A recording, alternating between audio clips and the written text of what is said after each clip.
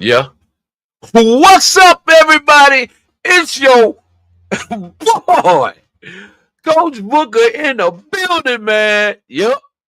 We back, man. We missed last week, man, but we back, man. Back like we never left, man. We always on the lines, man. Don't ever think we ain't on the lines, man. We get creative, man. Coming up with some content, man. We got content coming up, man. Oh, man, we've been working, man. But let me say this. If it wasn't for you, we wouldn't continue to do this, man. If you wasn't continuing to like our content, follow us on Facebook, Instagram, and subscribe to our YouTube channel, man, we would never be where we are right now. Well, hey, listen, we're just a small platform. Let's keep in mind, we're moving at the pace that we're moving at. At some point, we're gonna give it to the entire world, man. We'll have 100,000 viewers and all of that. But right now, we're content with our intimate little relationship that we have out here, our little intimate viewers that we have out here, man. We good with that, man. We're good, man. We're good. We're good. You got to start somewhere, man. I'm in the studio, man. On the Lines Sports Media. I'm your host, On the Line Podcast. And we got some On the Lines After Dark at some point, man. We're going to give it to you raw, man. Raw and uncut, man. You know who it is. Hey, listen. Happy Juneteenth. Happy Day off. Happy Juneteenth. Y'all get a day off. But here's the deal. Here's the deal. What are we getting a day off for? What does it actually mean to you guys? Everybody just taking it for granted and you just taking the day off, and that's just what it is. We're going to talk about it, man. I'm going to give you a little information because some of y'all don't have the information.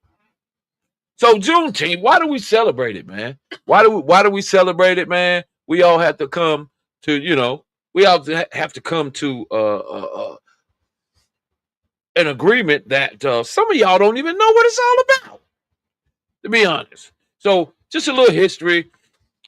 January 1st, 1863. This was ahead of the third year of the Civil War. All right. President Abraham Lincoln signed the Emancipation Proclamation, which declared that all enslaved people in the Confederate States, which would be Alabama, Florida, Georgia, Louisiana, Mississippi, South Carolina, Texas, Arkansas, North Carolina, Texas, SEC. and Virginia, right? So they declared everyone who was enslaved in the Confederate States was free. But despite the proclamation, in Texas, slavery was largely unaffected. So the motherfuckers in Texas, you just doing your own shit. You don't care. We keeping our slaves. We keeping them. They part of our property. Right. So if it was part of the property, if you was part of somebody, if you was the property of someone, then you basically still enslaved. Man, but I can't talk about this by myself, man. Y'all know what it is, man. Y'all know who it is, man. It's my Coach Clark in the building, man. Once again, man. Hey, man. Hey, man. Happy Juneteenth. Happy Juneteenth. Happy Father's Day. Happy Father's Day. Yeah. You know what's crazy about Father's Day? We'll come back to Juneteenth. Oh yeah, we come in. I didn't even know. We forgot about Father's Day. I didn't even know Father's Day was Sunday. Oh, you just done flipped it, man. You're trying to depress me. We're gonna go back. But I'm just saying, but I mean, in spite of all those things you just spoke about, free and slave, blah blah blah blah, what has really changed? Look where we're at now in today's climate with the president we have, with the supporters he have. Like, they want, that's what they want. Bro, honestly, man. That's crazy to me. Honestly, man, it makes me sick to even talk about it. Yeah. To even talk about it, period. You have to, though. It's reality. It's reality. Why it happened, and we went through it. Are we really free though? I think we enslave ourselves as a race. You know, you know what I'm saying? We still have a lot of excuses as to why we can't do this, we can't do that. Hey, listen, man, black people, period. We are free, man. You are free. Right? We are free. You know you're free, right? You know you free. What the hell are we doing with it, man? Right. What are you doing with it now that you are free? What are we doing with it? What is the world doing with it, man? I think we're screwing it up for the most part. Yeah, we're screwing it up, man.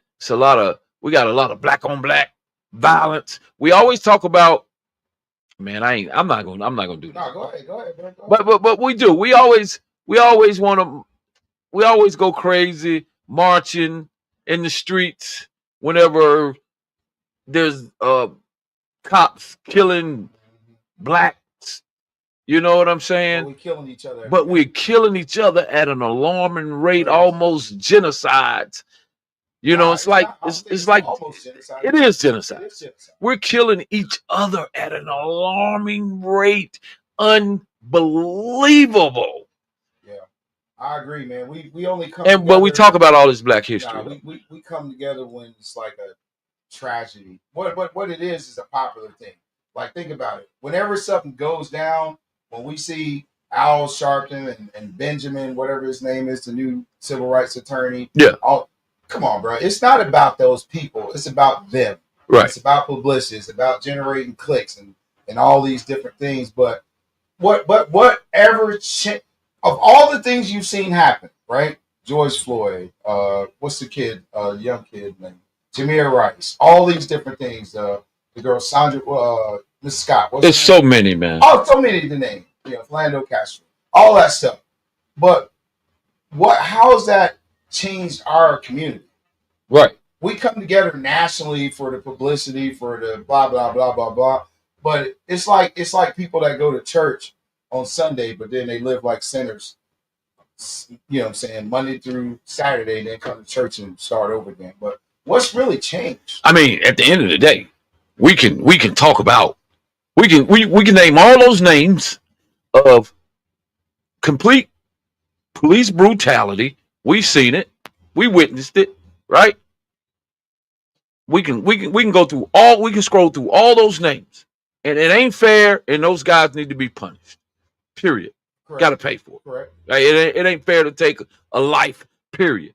But let's go through the names of the black kids killing black kids. Let's put that list up on the screen.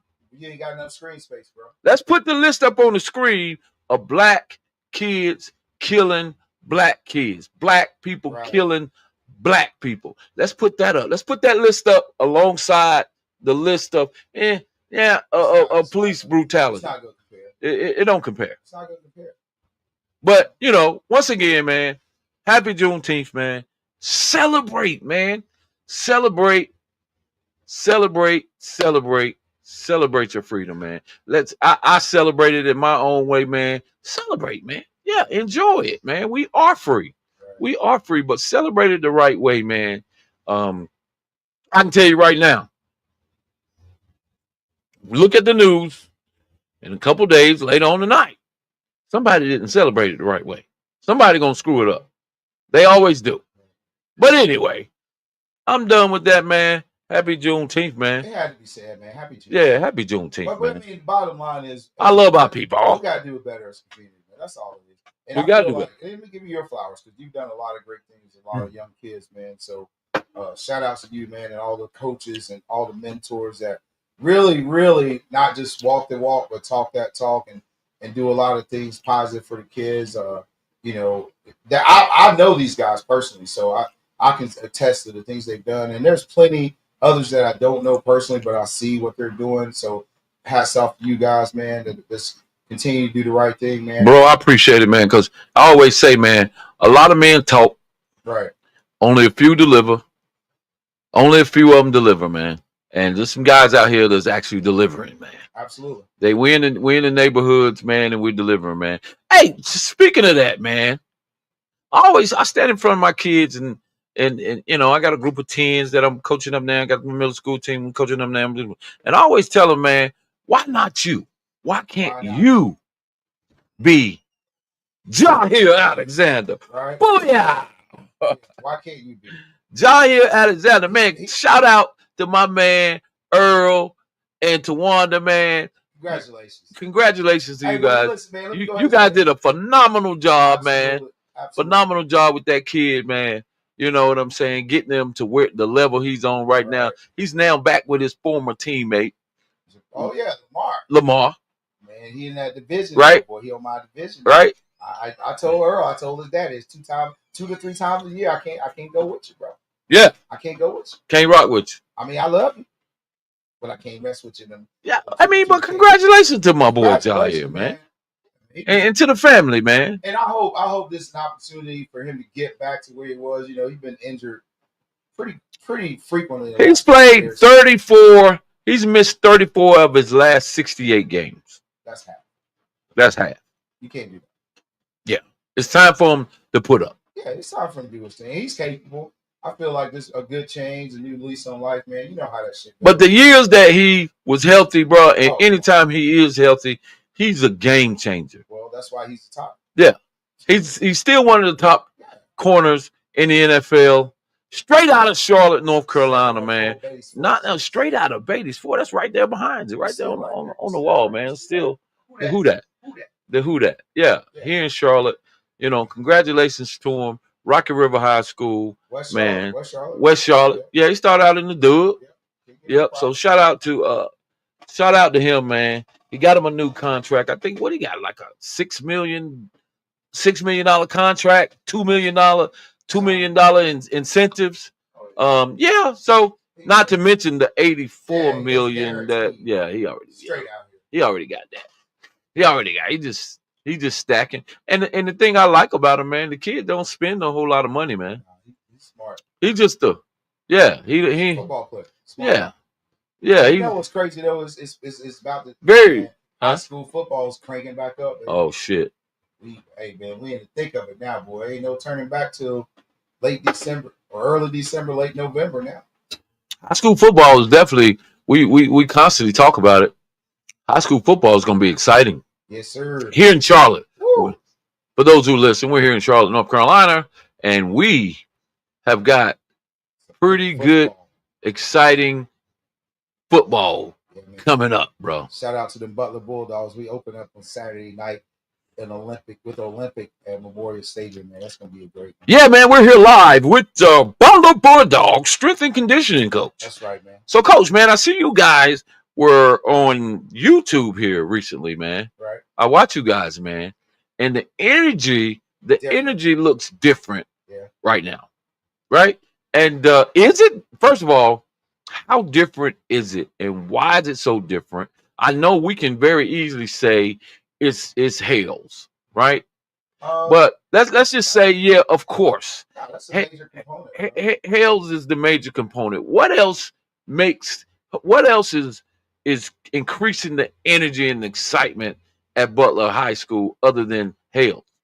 That's the main factor. We know that. Also, a chance for redemption. There you go. We have a lot of our old coaching staff back. That some of those kids have played for before. Okay. Yeah. So you got your juniors and seniors. They played for those guys. Right. So it's like familiar territory. They know what's going to be brought to the table. They know what the expectation of them is going to be. Right. Like I said, we're in a tough conference, so we know week to week, man. Listen, you got to put out right now, right? And then we got a great group of damn 8th graders that came in, man, that's able to catch on to the lifting right away. They're eager. They train hard. Man, it's just a whole nother energy level, man. That's just like, it's hard. You have to be there to feel it, bro. You know what I'm saying? It's like a feel. It's more of a feel. Like, you know what I'm saying? Like, you know, when you step into a room that's bad energy, you can feel it. Yeah. But you can also feel good energy. And the kids are buying in and believing. And the bottom line is they know their coach is a strict discipline guy. Right. No BS, no bullshit. Right. And so all the other coaches. Me as a strength coach, they know I don't play no games. all the position coaches don't play no games. And the thing is, it's like uh, it feels like Butler again, bro. That's what it is. It feels like Butler football again. And I'll tell you what I do every week, man. And I think it's the kids are.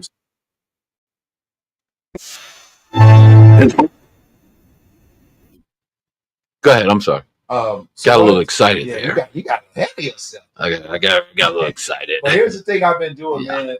Weekly. So like on Thursdays, I give these guys a quote to think about as they're on their off days and as they're training, as they're doing whatever, right? And they buy into it, brother. And you can see it Right. translate that Monday. So the quote this week was train with the expectation of the unexpected, Wow. right? So because if you've been around me, you know I'm like always stickler for technique, all that good stuff. There's a reason why, right? And so I'm like, don't answer me now. Just tell me Monday. Right. But you train with the expectation of the unexpected. Oh yeah. So that means I'm gonna see everything that can possibly happen. I'm gonna train to be prepared for that. So nothing's gonna shock me. I was talking. It's funny that you say that. I was talking to one of my friends today, and I told him that we were training for. I got a team right now, and I tell them let's train for the worst case scenario. That's the unexpected. That's the unexpected, and that's what I told him. Yes. I said let's train for the worst case scenario. What's the worst case scenario? Right. Let's train for that. It's like I told my kids we're about to go to war, right? And you can't go to war without your guns. If we're Right. going to war, if we was going to fight, we was going to battle. So let's train as if we just don't have all of our guns. We don't have all of our ammunition, but we still going out to win. We Right. still gonna train. What's the next thing if you don't have that big weapon? Those big weapons. You know what I'm saying? What do you Absolutely. do? What adjustments do you make? Right. Who's still ready to go to battle? You know, what's the How you mentality? prepare for the worst? Be prepared for the worst. Be prepared for the unexpected. Be prepared for the worst case scenario. So how do you Man, do that? You train for that. Like right. You you go train. through this unpredictable situation. Hey, what if this happens? Right. What if this happened? Right. You know what I'm saying? What let's talk about it. Now let's not think about it. Let's actually talk about it. And what if you see this, what are you gonna do? Right. Right? And now let's walk through it. Now let's make it in real time. Right. Because here's the thing, visualization is the key to all this shit. True. It's like if you've seen something, you walk through it and you've seen it before, when it happens, it becomes so familiar to you that you know how to react to it, right? And that your subconscious is your best conscious, right? So Right. all these things that meant those mental reps, that's what it's called. Mental reps is stored sure. information. Right. And when that happens, your body, you just know how to respond to it, right? So Right. you know, you like I said, that's what I'm saying. You train for the expectation of the unexpected. And I think you'll be great. And that's in everything. That's from everything. So let's get a little bit of snippet, man. Can we get a Let's get a snippet. let's get a little sneak peek, man, of what's going on at Butler. Okay? Give me we're gonna give you Sneak can preview. we share this?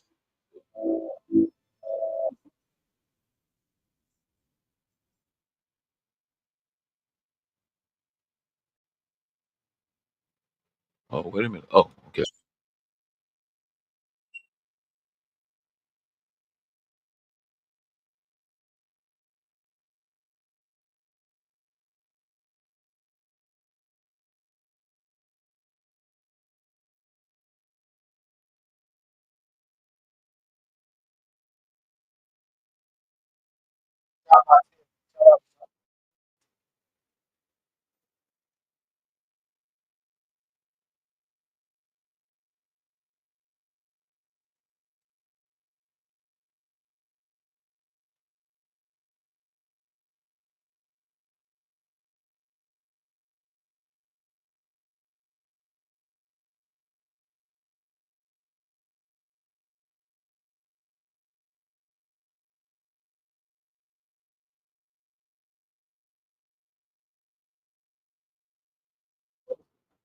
NFL right now.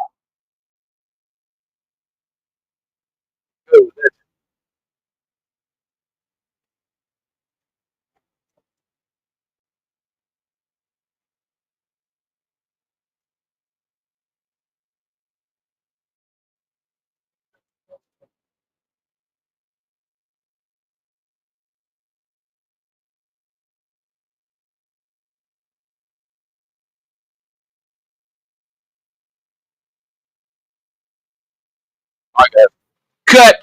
That's Hey, what I'm talking about. hey, the How you producer, feel right now? the How you feel producer right said we wasn't getting any sound, so now? Yeah, I heard. we gonna cut it. But go to YouTube, man, and check it out, man. Yeah, man. Shot by 10. Shot by 10, Yeah, man. Dope, dope. Check it out, man. Butler is putting it back together, man. Had a tough season, 4-8, 4-7, something like that, whatever. Something be over. unheard of. Yeah. But I'm sure it's on the way back. Hey, but check it out, man. What? Hold on. Let's before you skip right over that. What's that? The coach that was there last year, I think he's in Virginia now. He just got a new head coaching job in Virginia. Oh yeah? Yeah. Ironically, he left Butler off his resume, but anyway. Anyway, let's go ahead and move on. Yeah, he's Ferg back in Virginia. Ferg's back in Virginia. Yeah. Good shout out to Ferg, man. Shout out to Ferg, man. Man. Good luck. Ferg's back in Virginia, man. Back on his coaching thing, head coach.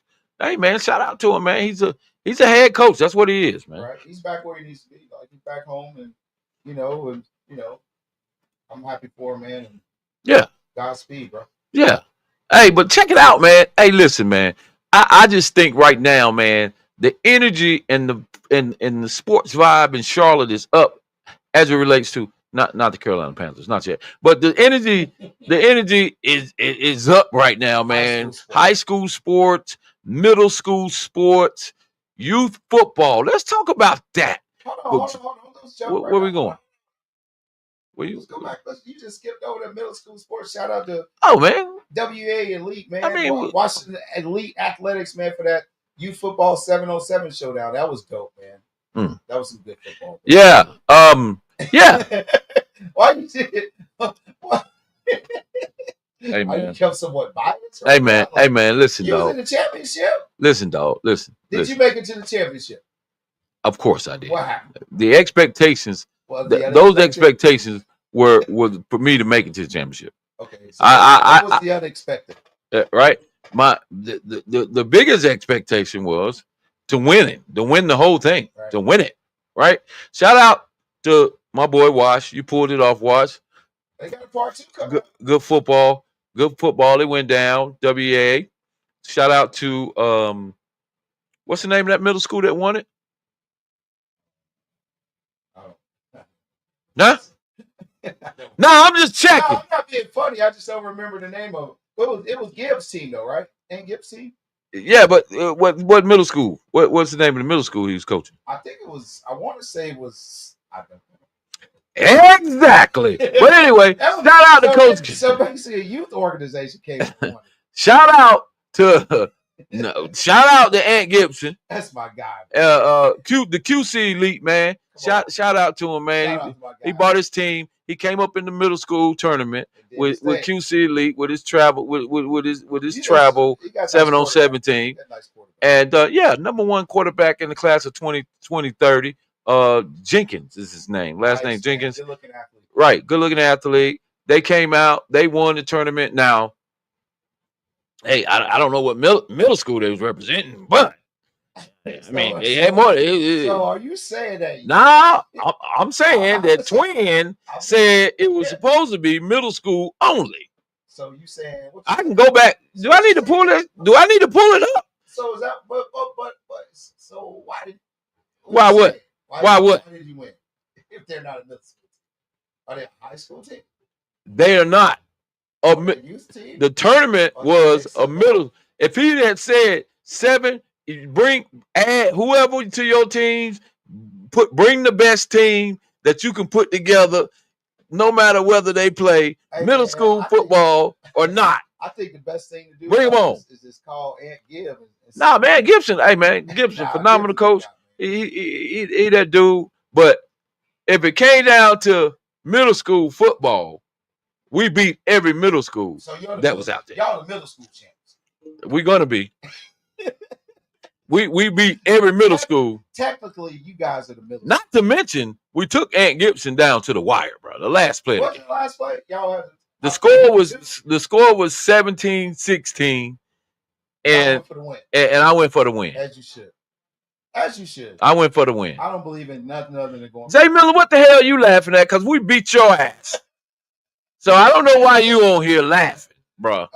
Post him up, man. Show us comments. Yeah. Nah, he just showed some emojis. And I already know what the hell that means. What do you mean, Coach? He's laughing at me, dog, because I guess he think I got excuses or something. I don't know what. I was kind of. I don't know why he's laughing, bro. I was kind of leaning that way, but. Yeah, ain't no excuses. You know. I went for the two. And you know, and we came up short. We came up short 1 point. Oh shit. Now, okay, here we go. Some excuses right now. We had a team full of 6th graders. Wow. Here we go. You could have got some 7th graders. Wow. Wow. Come on, Jay. Come on, really? Jay. All I want to know is, are all those kids in middle school? From what I understand, it was a lot of your team was a Piedmont middle school kid. The majority of your team was the Piedmont middle school. What team was that? That Steve team? No. Steve team was Wilson. What team was this? Which one was it? They had the red.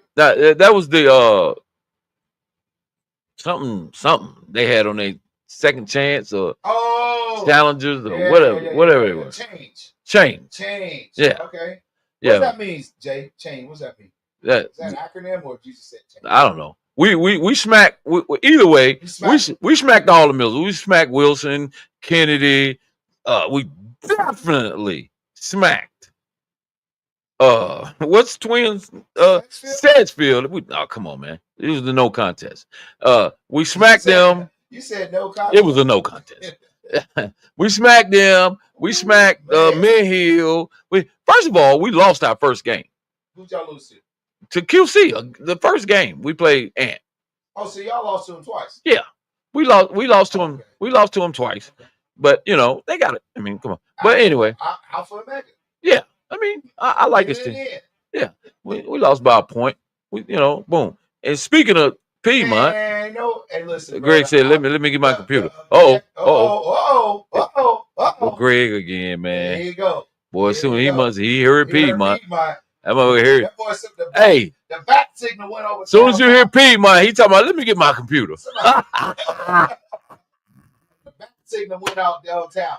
Come on, dog. Hey, look, dog, we not saying anything bad about Piedmont, but you should have coached him. Because Jay Miller, this boy here, look at his excuse as why the Piedmont representation didn't win. We had a team full of 6th graders. Hey, Greg, and send Rick the link. That means they're going to the 7th grade. So they're in middle school. So whatever. Here we go. Can you read that for me?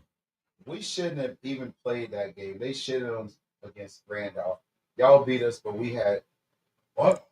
But we didn't have a Piedmont team. Man, I mean, what is it? I mean, what? I mean, which one? Hold on. Explain how y'all got shit on. I don't understand. Because if it was what I'm thinking about, was it because they ran the extra play because there was a defensive penalty? Man, is that what happened? Or am I thinking about? Everybody agreed. Whatever it was, everybody agreed to whatever. Before the play was ran, regardless, everybody agreed how they was gonna do those.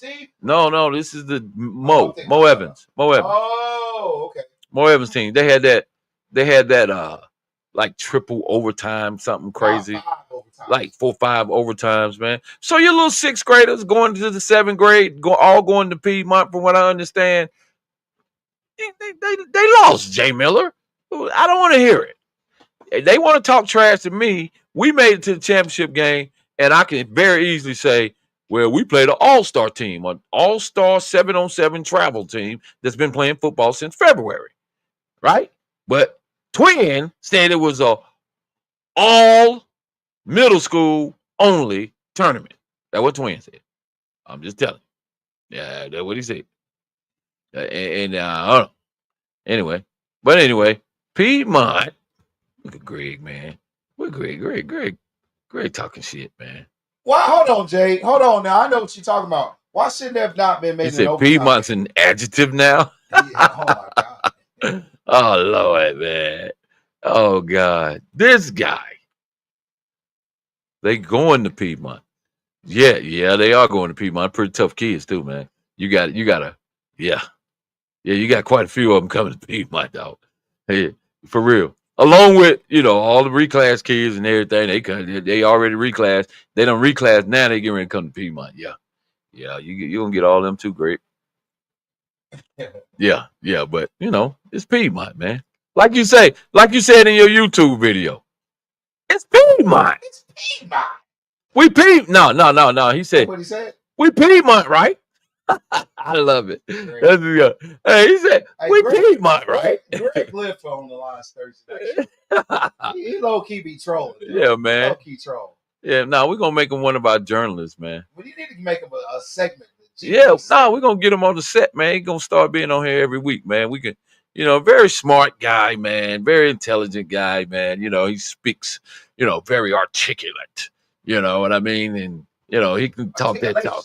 We're gonna start getting great. We're gonna start getting great. Look, he said low key. Yeah, low key. Yeah, journalism. But yeah, man. Hey, man, football is hey, listen, super excited. Oh, here we go, man. They won't stop. Oh, yeah, okay. We in the chat. The chat is moving. Okay. Now we do have 11 Piedmont kids. 11 or 12. Wow, that sounds like a whole team. Sound like a Piedmont team. Sound like a Piedmont team to me. Is it 707? No, I'm saying y'all play 7. So that means you got 7 and 4 reserves. Wow. That's a Piedmont. That means like a Piedmont summer team. Wow. Sound like a Piedmont travel team. Hey, we're doing more 707, there's man. Another one coming up. This part 2 to this. He just put it out. You saw that, right? No, I didn't see it. Yes, part 2 is coming up. Part 2. I got part 3 coming up. And I'm going to save. Hey, stay tuned. I got the part 3 to all of this. Is going to be crazy.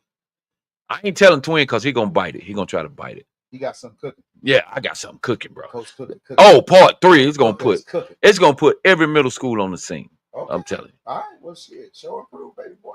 Yeah, we're going to put every. Hey, man, but shout out to Charlotte, North Carolina, man. I just want to say this, man. Shout out to Pop Warner, man, where all these kids are coming from. Pop Warner, a lot of kids are coming from Pop Warner.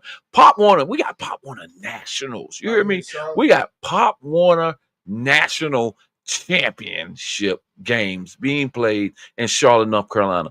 Unheard of, man. Shout out to Sean Hall, man, for pulling that thing off, man. Sean, whatever you need from us, we're going to pull up on the Line Sports Media. We'll be pulling up to your game, all your games. Absolutely. We're going to be pulling up, man, to your games during the season.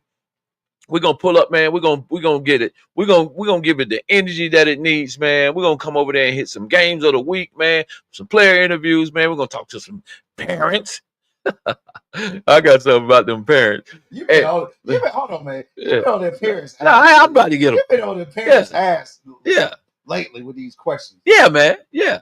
And shout out to AYF yet once again, Mo Evans, man, for bringing the AYF regionals, man, to Charlotte, North Carolina, man. The DMV coming here, man. DC, all them guys from Virginia, Baltimore, everybody, South Carolina, everybody right here goes down. The road to the national championships in the AYF comes through Charlotte, baby.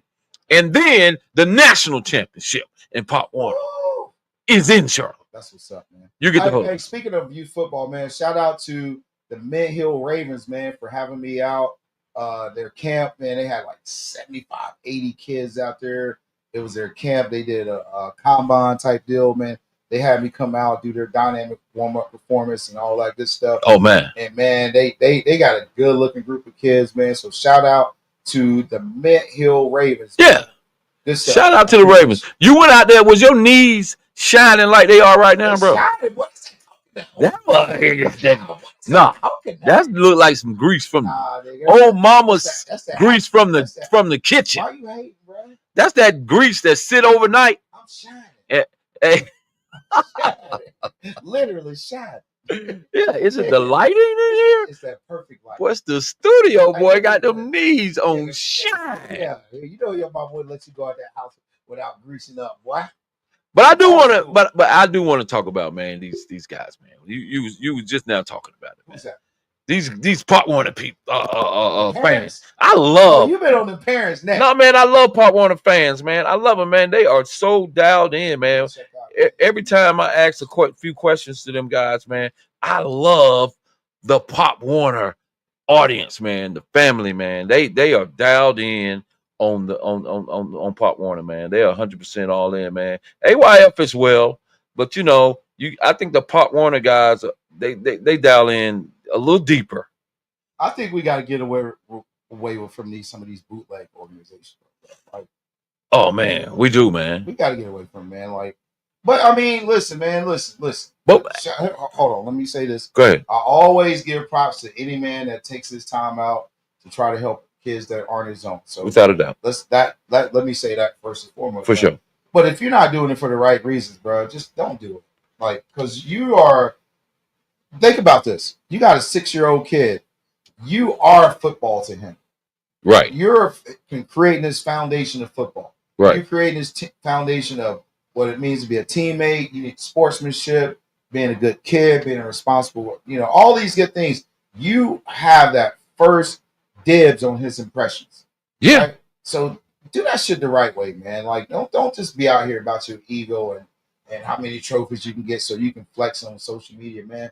Like, if you're gonna do it, man, do it for the right reason, because we know these kids look up to us, because some of these kids just don't have that figure in the home. Yeah. Shout out to the moms that do what they do and all Yeah. sorts of things, and shout out to the dads, single dads that do their things. For sure, man. But I'm saying, it's not about you, right? Let's keep that in mind. It's not about you. It's about these lives of these young impressionable minds that you're influencing. So if you're gonna do this shit, bro, do the shit the right way. Don't be coming out there looking crazy. Don't be coming out there getting in fights. Like, if you can't tell your kids to do something, not to do something that you're actively doing, you're not being respectful to other people, but you want your kids to show you respect. So speaking of doing it the right way, hey man, that's a good segue into one of the questions that I asked. And you say if you're going to get into youth sports, man, youth football, whatever it is, do it the right way, man. Facts. No, don't have to do it right. I asked the question about. I said if a coach moves up with his team all the way through 12U, and his kids, those same kids that he's been moving up with since 6 years old, he just continues to move up, right? So they're learning football, they're learning the game from him, right? And they just continue. He moves up all the way to 12U. So now they're going to middle school, right? So now at 11, 12, they're going to middle school. The only direction they've gotten, the only thing they learned about the game, unless they've learned, their mom or dads or somebody that's involved. Kids are getting cut, but his kids are getting cut from the middle school team. So is he responsible? Is he directly? Oh man, he's tripping. Are the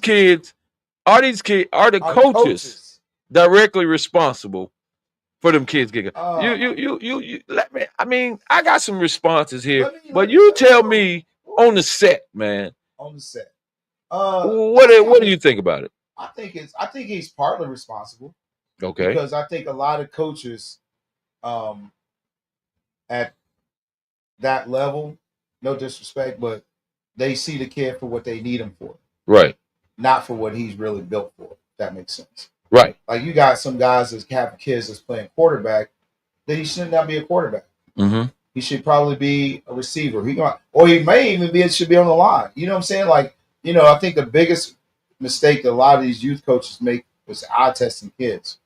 It's like, if this is a big guy, put him on the line. But he might be have the best feet out there. He might be your best running back. Right. But because of his size, you automatically put him on the line. Right. So I feel like partly it's your fault, because you pigeonholed a kid and not really seeing what he's capable of by by going through the county fair drills and all these different combine type drills to see what it. But some kids, but you can't teach what you don't know, right? Right. So if you can't recognize what this kid's good at, you're gonna keep him where you need him. So because I feel like the biggest reason I think is partly responsible because I feel like a coach should not coach a kid where he's at. You should coach him where he's going. You see what I'm saying? Like I don't even train kids for where they're at. I train them for where they're going. Right. Right. So I'm training you so when you step to that next level, you're good to go. And Right. I think that's the biggest mistake a lot of youth coaches are. They teaching them youth football. No, you need to be teaching them middle school football.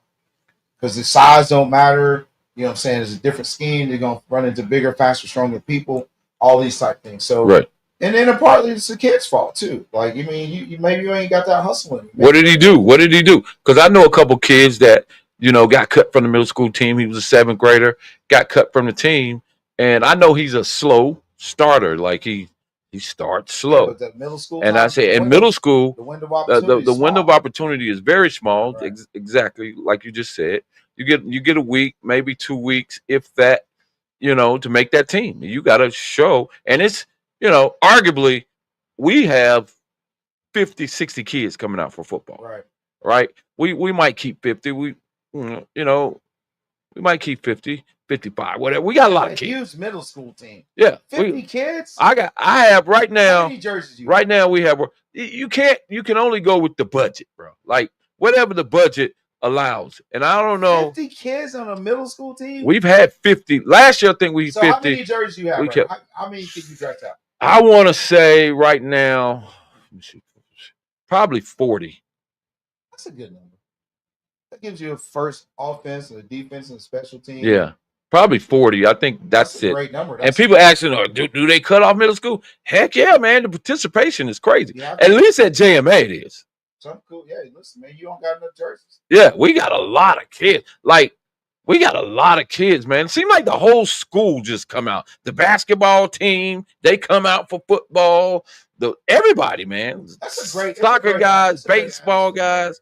It's we got a lot of kids coming out, man. I think what it's it crazy. Is, one of the things about JM that I've seen is there's a lot of support in the community. The parents support it, the teachers support it, the faculty, the students support it. You know what I'm saying? So I think it's a great and it's good to be out of the way, not in Charlotte, kind of out of the way. So it's kind of like the only game in town in a sense with middle school in Huntersville. Right. So it's kind of cool, man. What is that? You guys in Bradley? I think that might be the only middle school teams in that area. No, Bradley, Bailey, K8. No, I'm saying like far as middle school CMS type shit. That's what I'm talking about. Okay. But Bradley, it's not a lot to pull. It's not a lot. No, it's not. You got a lot. You got a bigger class, so you got a lot of kids to pull from. So let me. I'm just going with a couple of responses.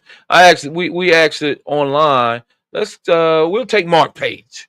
We'll take Mark Page. His response was the coach is not directly. He's not.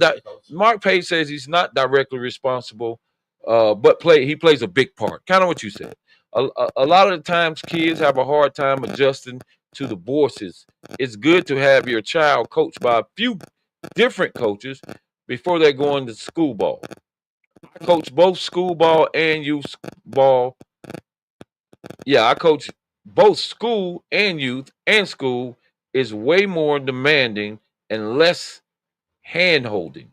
My son has been coached by me and has had a number of different coaches as well. So his outlook is similar to what you were saying.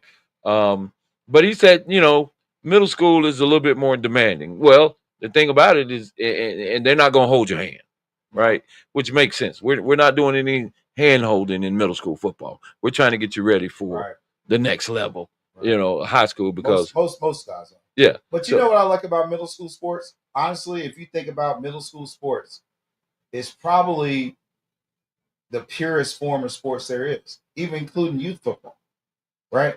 Because even in youth football, they go get the best kids for this all-star team and all this. Middle school, you get the fuck you get. Right. You get what you get. You don't know who you're going to get, and you got them for 2 years, and then every year you got a brand new crop of kids. Every year you got a brand new team. You see what I'm saying? So it's like, I feel like one of the biggest missing components in middle school football that's holding them back is sixth grade football. Yeah. I feel like they should have sixth grade JV only, basically like how it was when I was in junior high school. We had junior high school, not middle school. You had seventh grade was primarily JV, or if you were good enough, you could play varsity. But it was like seventh grade JV and eighth and ninth grade varsity, and then you go to high school at 10th grade. And I think that big gap going from high school and from 8th grade to ninth grade, that's huge. Yeah, it is huge. But if you had that sixth grade team, you know what I'm saying, and you'll develop what do you got? Okay, gotcha. Yeah.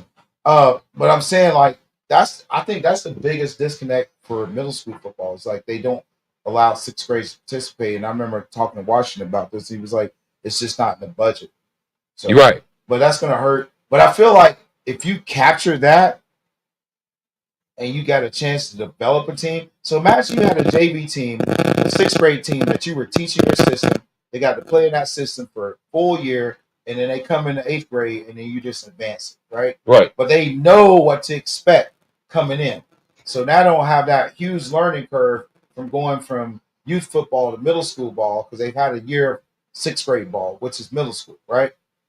That's a big disconnect. And that in turn, if you have that, it's going to make high school football better. You're going to have better prepared kids, right? And you cut that youth football off at like 11 years old and you start making kids play school ball. Right. So yeah, man, different views on it, man. If you want to read some of the comments, man, just go on the Line Sports Media, man, and just dial right into the question, man, that we asked, man.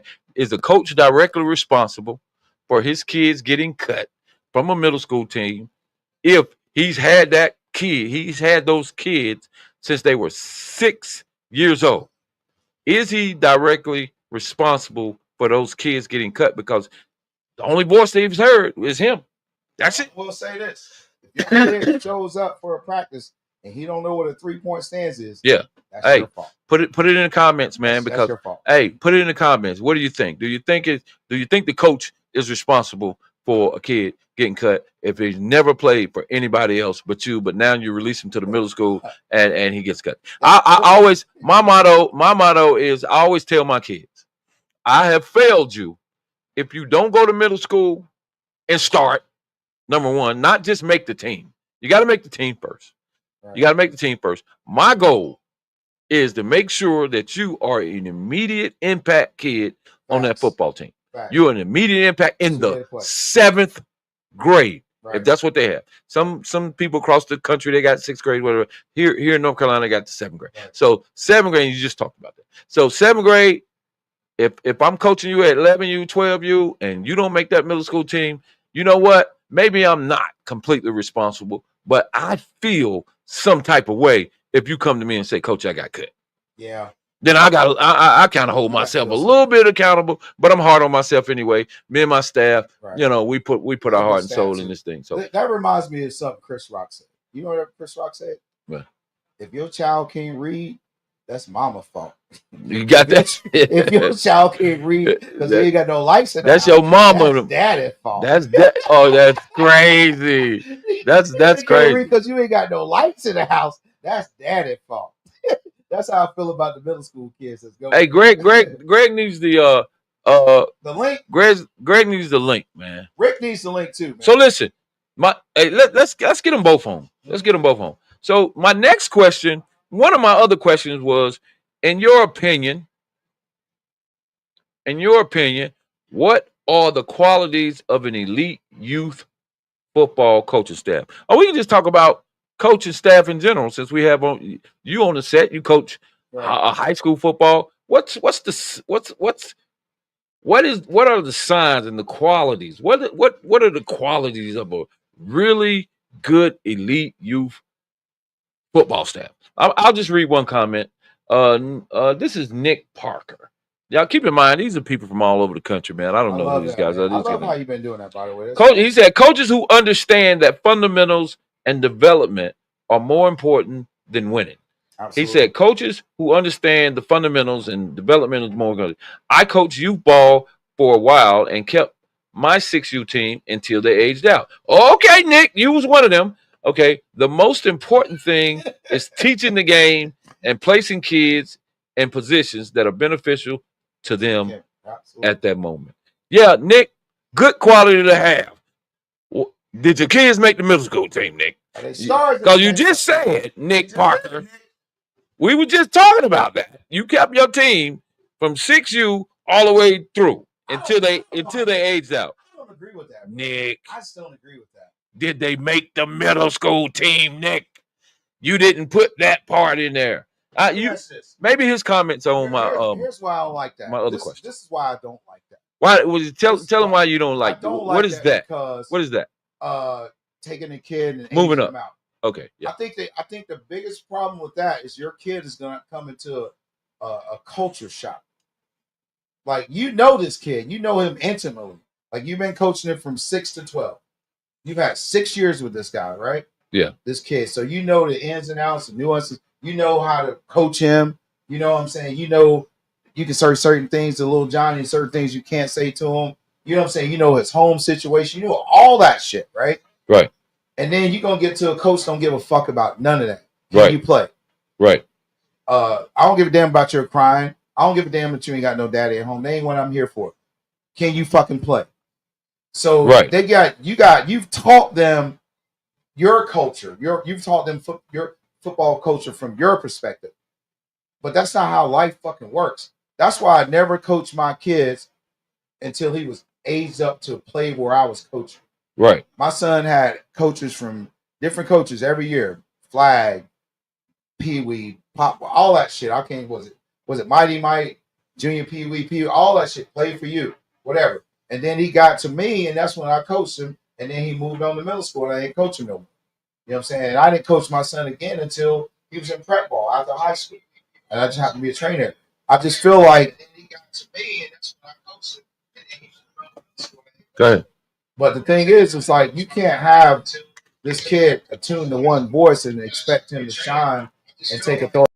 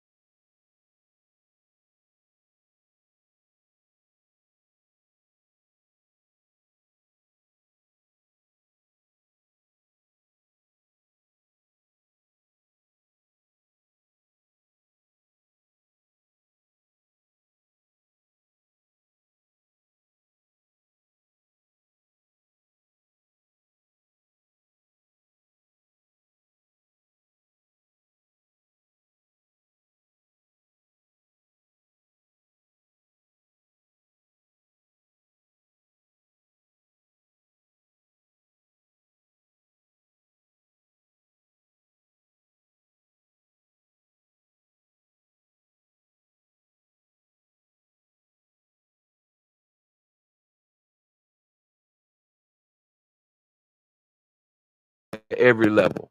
Right. Did you get your 6U coach? Is he qualified? Now he's moving up. This kid's moving up to 7U. Let's move him up with the next set of coaches, 8U, and so on and so forth. Well, because here's the thing. Are they certified? Are they certified to continue to develop, to meet that kid where he is once he gets to 7? Is the 8U coach qualified to meet that kid where he is from 7U, 8U on up, all the way through? You just said something that's important. Yeah. There's two different things, and you actually just mentioned them both. I actually had a conversation with somebody about this.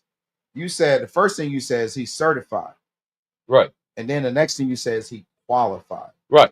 I think qualification overrules certifications all day long. Right, right. Like, you can have a kid. Let's say this. There's an old guy in your neighborhood that knows cars top to bottom. He don't have a fucking mechanics degree. He never went to school. All this shit is all this guy knew growing up is working on cars, right? And he knows how to fix your car. Every time you take his car to him, you walk away problem solved, right? Because he knows cars, but he don't have a certification. But then you got this young kid that comes on, well, Mr. Booker, I'm certified in this, but you don't have no practical experience. So who are you going to go with? Qualified or certified? Qualified. Everybody that's certified is not qualified, bro. Hey. You see what I'm saying? That's a fact, man. Yeah, I know a lot of certified trainers, but they're not good trainers. That's a fact, Bottom man. line, just because you can go take a class and get certified doesn't mean you know people. That means you know all these different things and how to coach. And I get that, bro. That makes a lot of sense. That makes a lot of sense. So I'd rather have somebody that's super qualified, that has credentials, that has a track record, versus somebody that's just got a certification. That don't mean shit, right?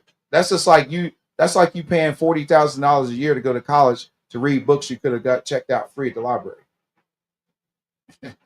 So check it out, man. Here's another one of the questions, man. We asked these in a few football forums, man. Do you think that referees in youth football get too personal with the coaches and they make the calls based on that? They get too personal.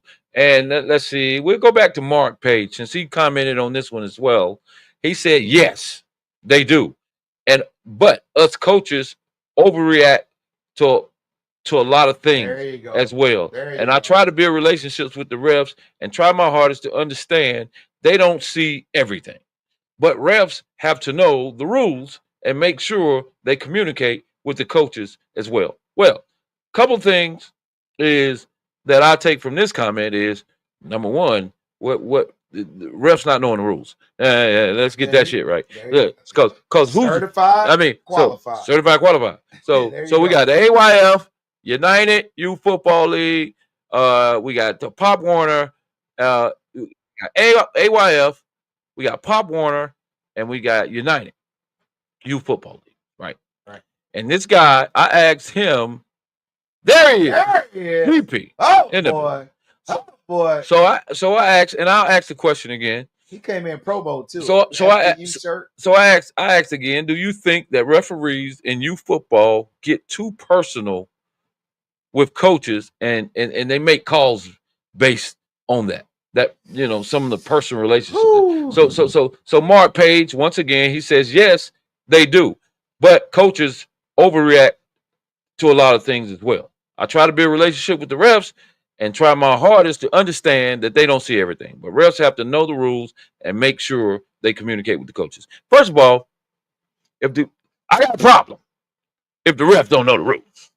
And who the hell What the hell is hiring referees that don't know the rules? Certified, qualified. I've said this before, but refs do need to check in with their certifications and their qualifications at the gate before you step on the field. You can't come in there with your homeboy, you know what I'm saying, and your road buddy from high school and just give him a Foot Locker shirt. You said a Foot Locker shirt. Well, Foot Locker, they wear the same shirts and take go call again.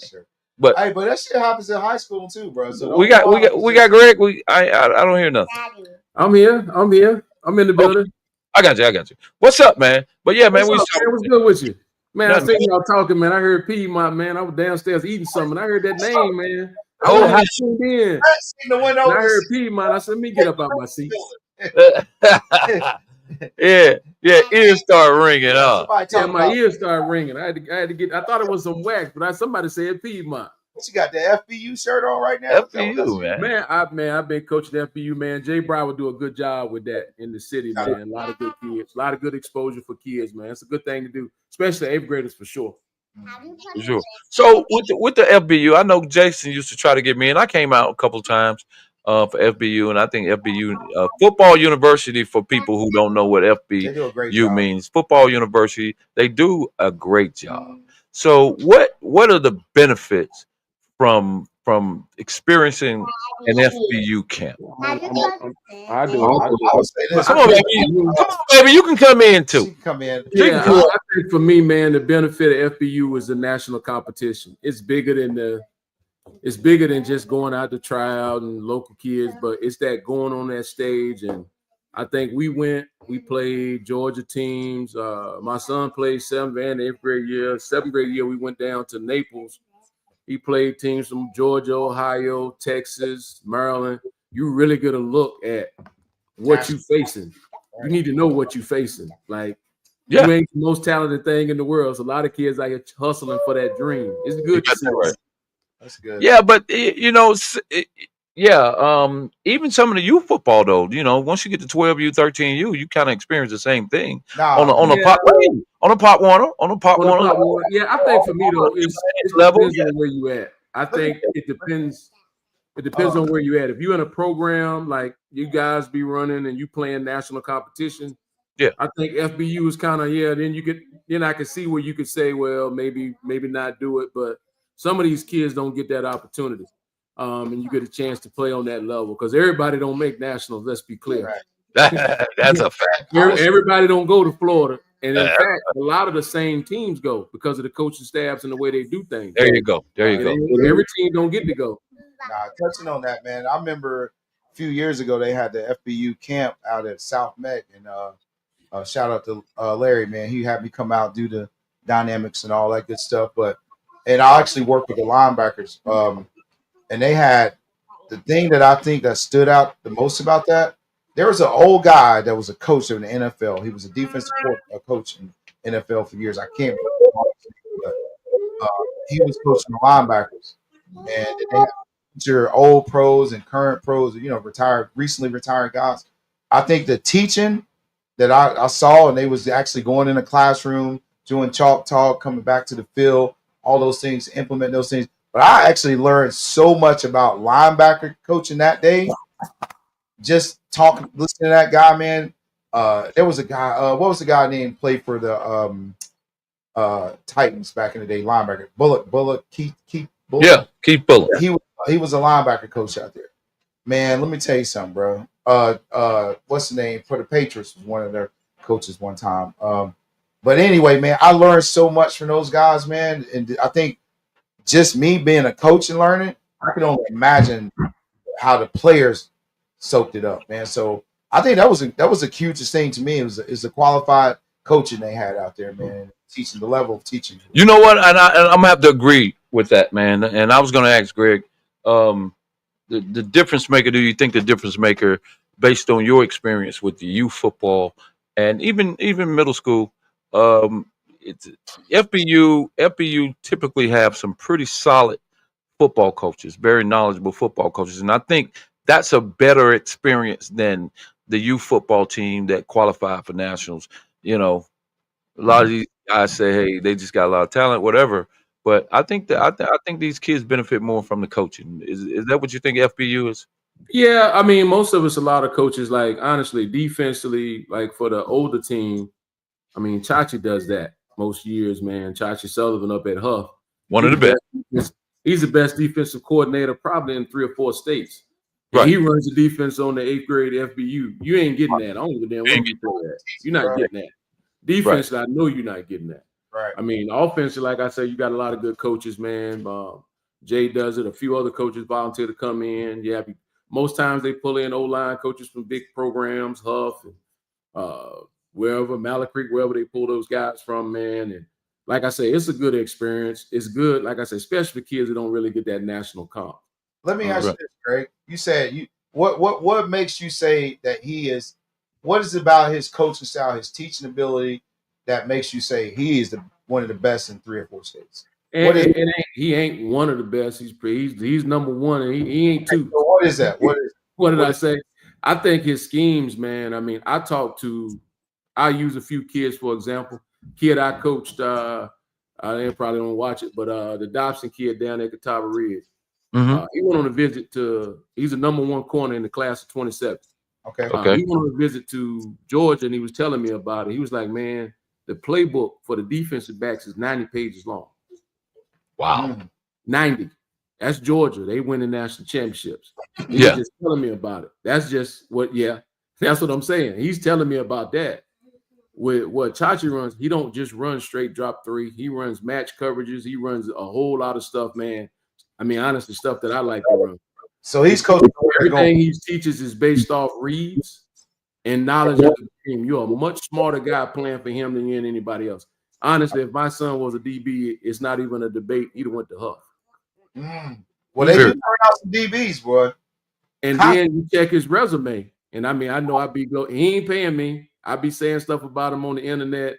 I be telling kids to go train with him. No, he's not paying me. I know Chachi for a while. One of the first guys I bet down here coaching high school ball when I first came to Charlotte. Yeah. Really good guy, man. Really mild-mannered, humble. He talk his trash, but it's very quietly. He said he talking quietly, but man, as far as defensive minds, man, I chop it up with him all the time, man. Him and a few other guys that coach like he coaches. And man, honestly, it just teaches you so much, man.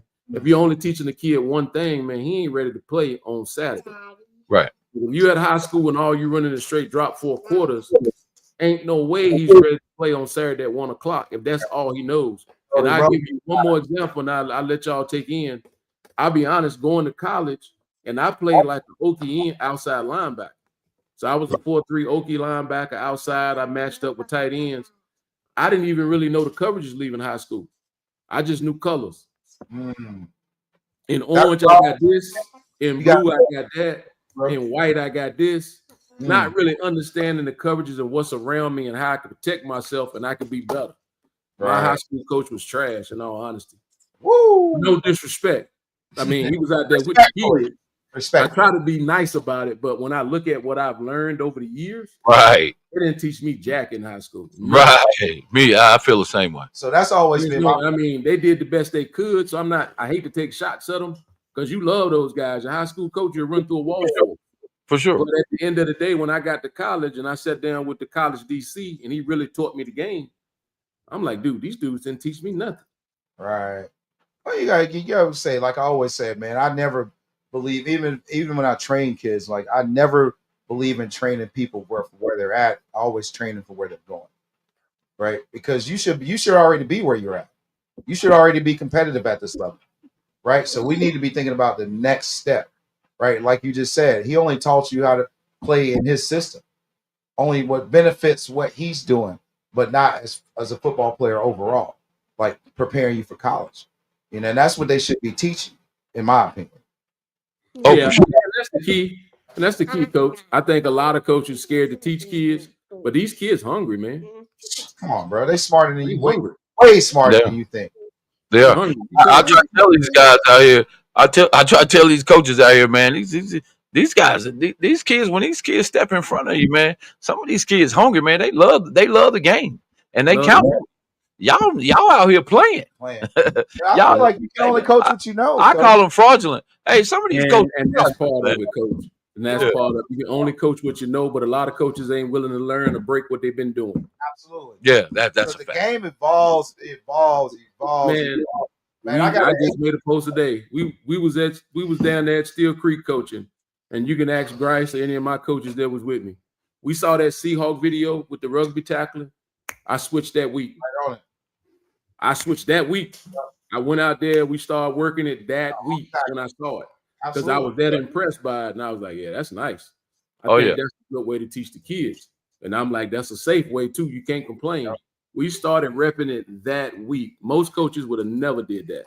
Y'all got there in Steel Creek Seahawks? Listen, we was out there. We was coaching out there a long time ago. When that video came out, we was Steel Creek. That was huge. Yeah. I showed them with a playbook for my defense in junior midget football. Yeah, you did. Oh, yeah. But guess what?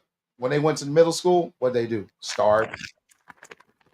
Hey, what do you think about that question we asked earlier about if these guys keep their kids from 6 all the way through? Now it's time for middle school, and then they don't know anything other than what this coach has taught them, right? Then they start getting cut. Do you think those kids, those coaches are directly responsible? It depends on the coach. For me, I think if a coach is, like I said, we evolve, man. I think my guys did a great job of evolving and still evolving to this day. I love the game, man. I mean, I'm going to evolve. I'm not going to sit. I'm going to go to clinics. I'm going to pick up new stuff. I'm going to keep adding. If your coach is evolving, it's fine to stay with one coach. My kids wouldn't leave me because they know what I put in the game. What we used to do on the youth level, middle school, high school, it don't matter, man. If I'm on your high school staff, Coach Booker, if I'm on your staff, you check them huddle hours, I'm going to have more than everybody else. That's what's up. That's just who I am as a coach, man. So as long as I'm evolving, I'm fine you staying with a kid. Like we had huddle. We was doing huddle in college trips. You can check my Facebook picture history. We was doing that stuff 10 years ago. 10, 12 years ago, our team had huddle. and we was taking kids on college trips. Oh We yeah. was doing that 10 years ago. So I mean, we evolved, man. We immediately hit the ground, and when people gave me something, I took it. I didn't look at them and say, "Well, man, I don't know about that. That ain't the way we've been doing it." Right. I work in corporate America. You know, my favorite thing, and the one phrase I hate to hear, I hate it. We always done it that way. We always kill me. I hate it. He's like, man, we're gonna do this right here. We're gonna make this work. We're gonna get this order shipped. And I was like, that's the way we do it. right. We've always done it that way. Yeah. Not So that it's a better way. They don't even give a damn. They ain't even looking for it. They just gonna do it the way that they've been taught. If I ain't trying to evolve. if I coach football the way I was taught, Piedmont would have went 2-5, and we'd have been at home for the first round. Right. There you go. If I was, Wait, if I whoa. coached the way I taught. So I think he just took a jab. He struck a nerve. Dang, goddamn, I just felt something. He struck a nerve. Damn, I just been going home in the first round. I just lost a little breath in my chest. I felt like I just got. we might not have made the playoffs, man. No, don't try to. I feel like I just got punched in the chest. Chill out, coach. Man, every time you hear that name, man, something light up. It'll be, man, it's been Hold on, coach. Piedmont been fun, man. I ain't gonna let that go. And I tell you what, Coach, chill out.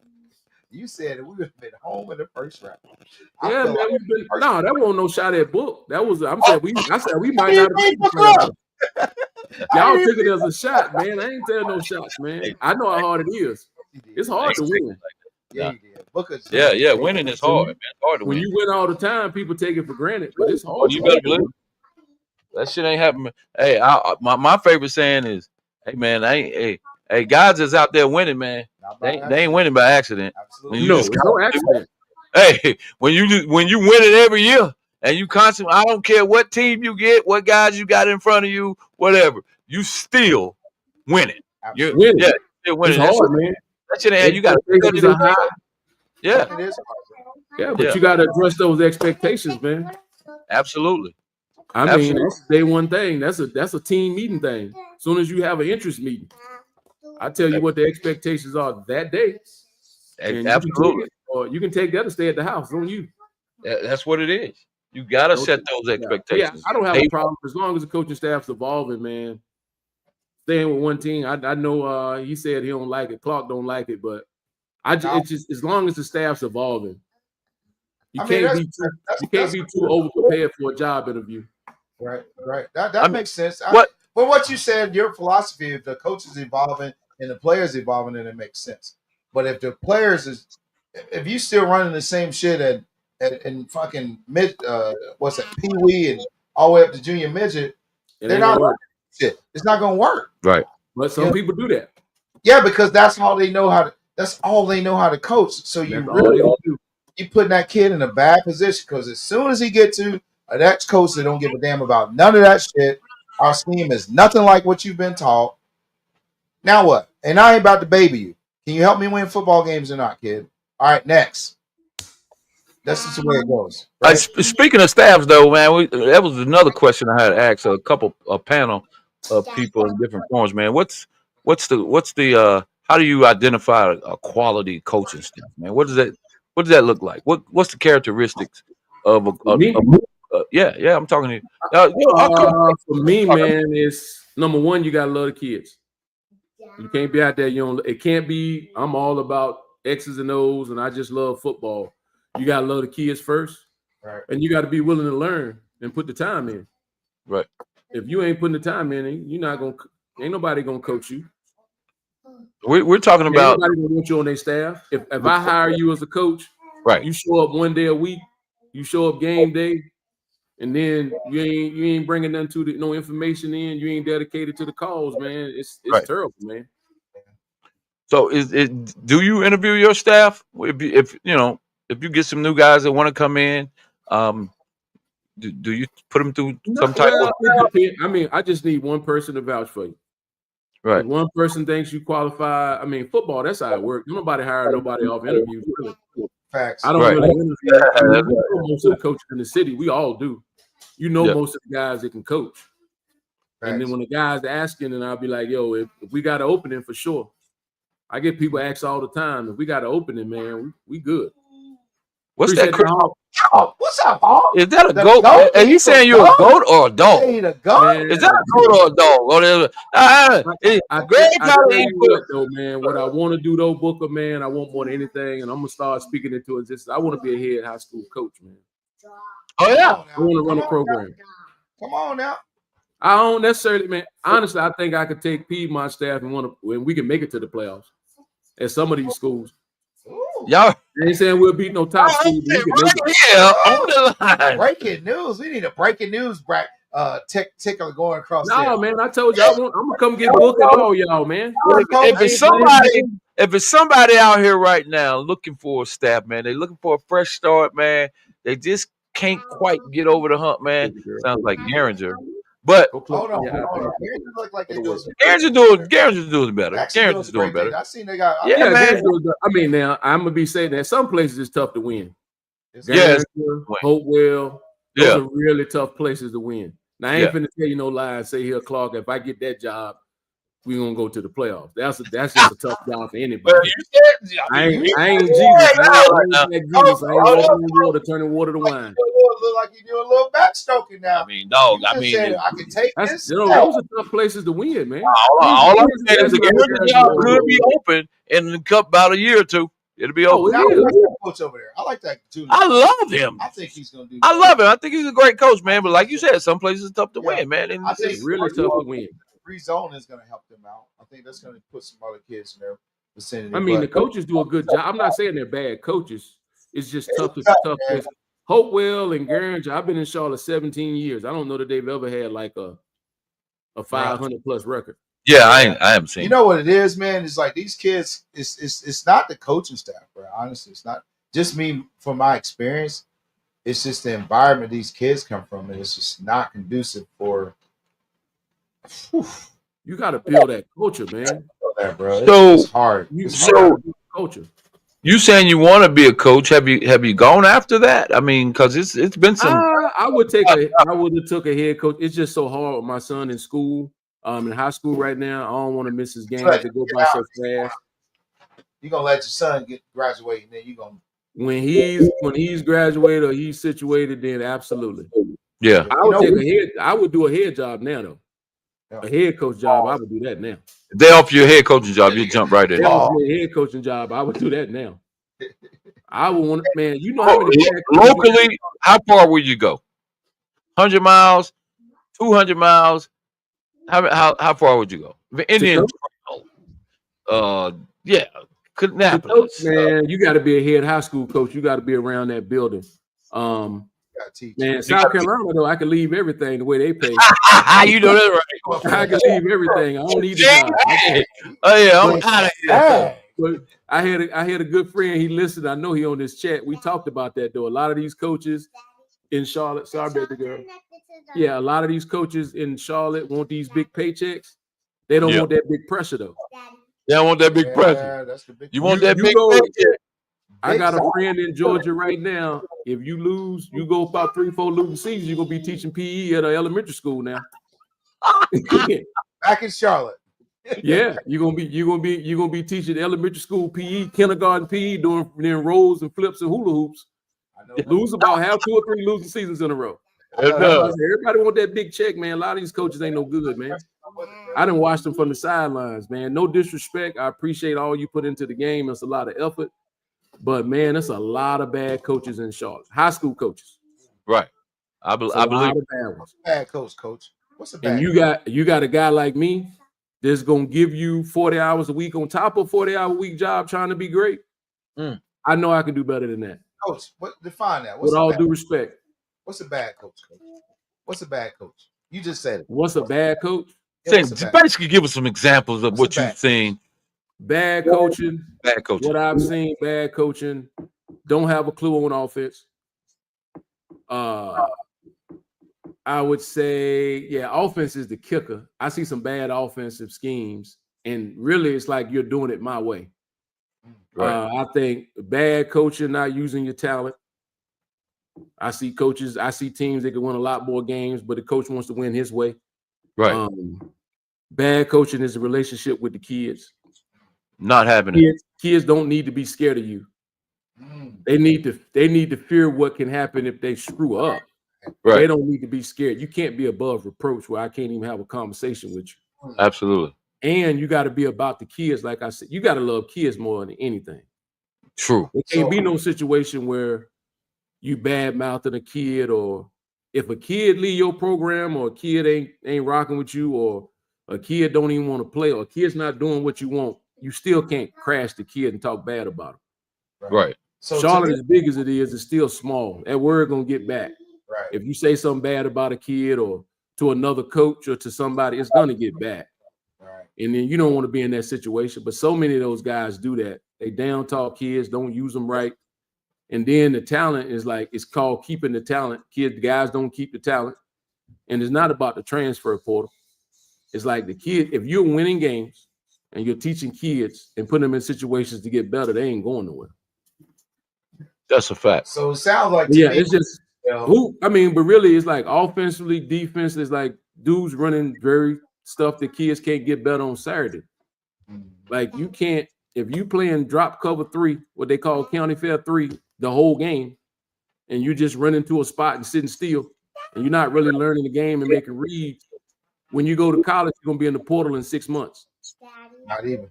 That's a Yeah, fact. maybe not even make it. They might be like, well, man, you don't know no football. I can go get me a junior from out the portal that knows the game and understands coverages and understand what he needs to do.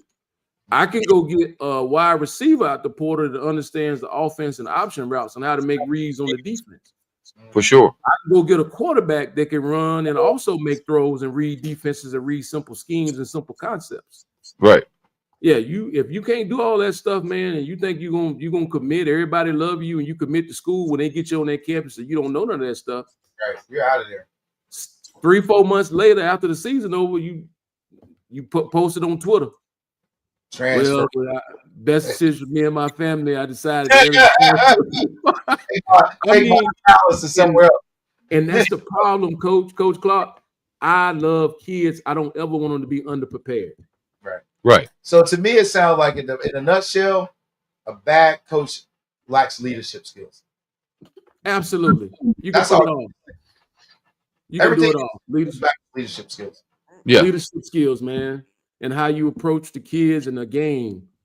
Like dudes don't even know, but they don't know no better, but they'll continue to do what they'll continue to do the same thing that don't work. Insanity. Yeah. Offensively and defensively. Yeah. It's not just one side of the ball. It's not just that. It's not just the offensive coaches. It's just not the bad defensive coaches. They all over the place. Right. They are. I feel like coaching is kind of like being a salesman too. Like you can have all the product knowledge and all these things and know. Absolutely. But if they don't like you, they're not going to want to play for you, coach. Oh yeah, they got want to play for you. Everything there is to know about a fucking key. You sold cars. You got to know everything about that car. But if they don't like you, they're not buying from you. Oh yeah, exactly. If they don't like you, they're not going to respond to you. But if they love you, coach, they'll run through a wall for you. Run through a brick wall. Yeah, so you gotta have that. When you're running that condition and you're on that 15th gasser, and you know you're running them too much, they still trying because they love you. Absolutely. They still trying. They still pumping them feet in them arms. Absolutely. They're doing the best they can. You running them in the ground. And they looking at it like, dang, coach tripping today, but they love you. They gonna keep going. Yeah. When they don't love you, when they stop sitting on their heels, and I'm done, coach. I quit this. Objective is to make them better players. Period. Hey, how your boy doing? What Palisades looking like? Come on, man. Give us a little bit of insight. We hit the portal, man. We at Mallard Creek now.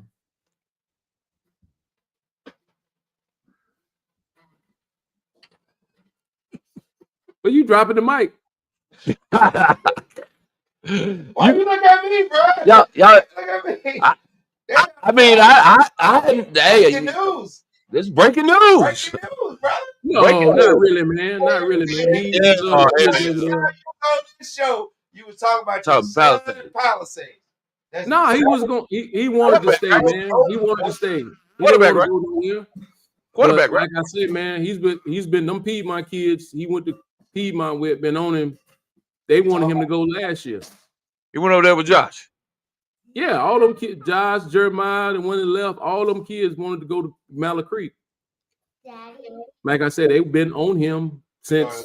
The truth is, the Creek needed a quarterback. You said Now I don't know what's going on and what what the I competition. don't know how it's gonna shake out, but what the depth chart looks like or whatever. Your kid is I mean, a what? as a dad, I'll be honest, offensively, I had my questions, but he's gung-ho about it. He was excited about it. And them kids been calling him since November. Right.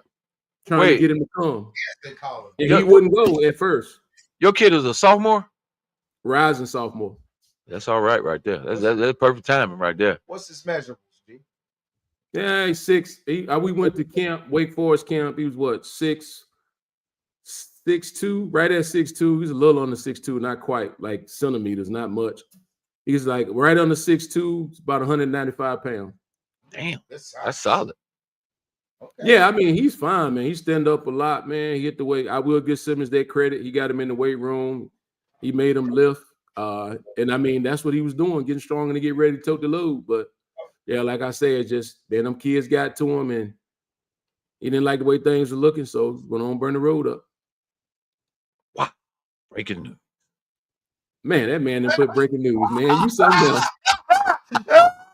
Man, I don't know what it's gonna mean because I know the offense, man, but breaking I news. think eventually, and it may not even be this season. Be honest, I don't know how it's gonna shake, but I think if they do it right, the way the speed they got and the way he can make quick reads and play in any kind of offense, as far as getting it out of there hot, they could be really good. But I mean, that's the if. It's a whole lot of if. I like the Creek. I'm partial to the Creek. On schedule. We'll see it. Both of my boys came through the Creek. I like the Creek, man. I'm all about. I like Coach Tinsley, man. I like Coach. Tinsley's a great guy. A lot of these guys gave Tinsley a hard shake, man, when he came in, man, because he's come behind Palmieri, man. So yeah. It's like Bill Belichick. It's a tough ride.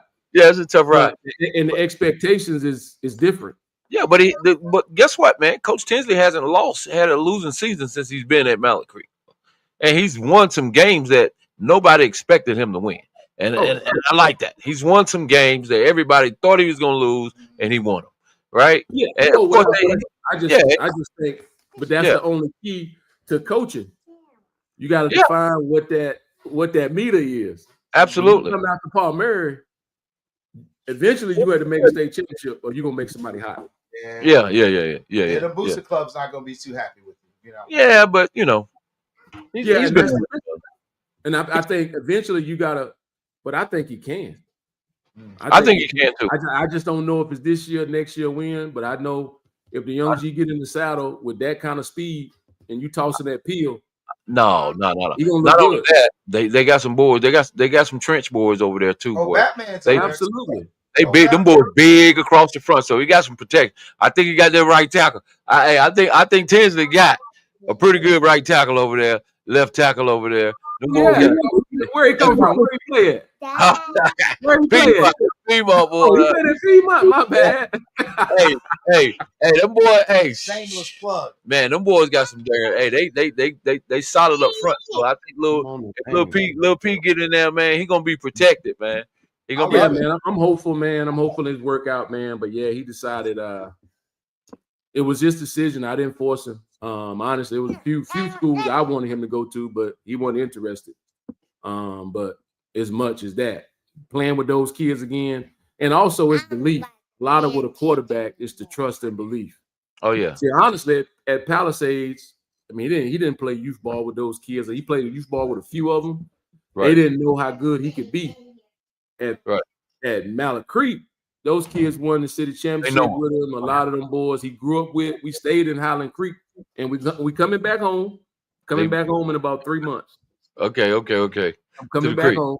But yeah, man, he grew up in Highland Creek. He was born there, man. He raised there. He went to Highland Creek Elementary. Him and Perry used to ride. Perry, the starting quarterback over there at Creek, used to ride the YMCA bus from the school to the YMCA for after school. So he knows a good portion of those kids, man, already. And Coach Facile went. I think that was a deal seller. When Coach Facile was over there. Oh yeah, Facile's at the Creek. Let me ask you this though. Facile's over there with the offense. I think that and Tinsley's just a good guy, man. And I like all respects, man. And like I say, with Facile being there and kind of open, they got another young quarterback, but he's more of a runner. So with kind of an opening, it's kind of like, yeah, he wanted to be there. Traditionally, traditionally, in the last few years, I've seen Creek use a variety of different styles of quarterbacks. Man, they kind of Oh have yeah, Tinsley does that. they had a two-headed quarterback thing going on. They had 3 last year. Dual Very threat. clean. Yeah, they had 3. I love Tinsley, but I think that's too many. Let me, Absolutely. That's- In that's- my opinion too. Yeah. You got to get your guy, right? You got to get your guy, and hopefully Lil P will come in there, man. He'll be the guy because if they can get a guy, I honestly think that the Creek could win the state if they get their guy, and that's been their issue at quarterback. That's been their issue. Nobody wants to go. Nobody wants to play in the offense, man. It's tough. Yeah, And I mean, and there's no knock on him. That's just the way he wins football but, games. it works. For But Seals it's here, hard. But for to have a quarterback that's really wanted to be there, yeah, that's a bone. That's a gift. let me ask you this, Coach. Let me shift gears just a little bit on what we're talking about. It's actually that you brought it up. Is this what high school football is now? Like, we're talking about it. Your son had this. He could have gone here. He could have gone there. We're in high school still. Could have gone here, gone there, but he decided ultimately he wanted to end up at Mallet Creek. Yeah. 10 years ago, we wouldn't really be talking about this as public as we are now, right? I feel like for us. I feel like for us, we were coming home.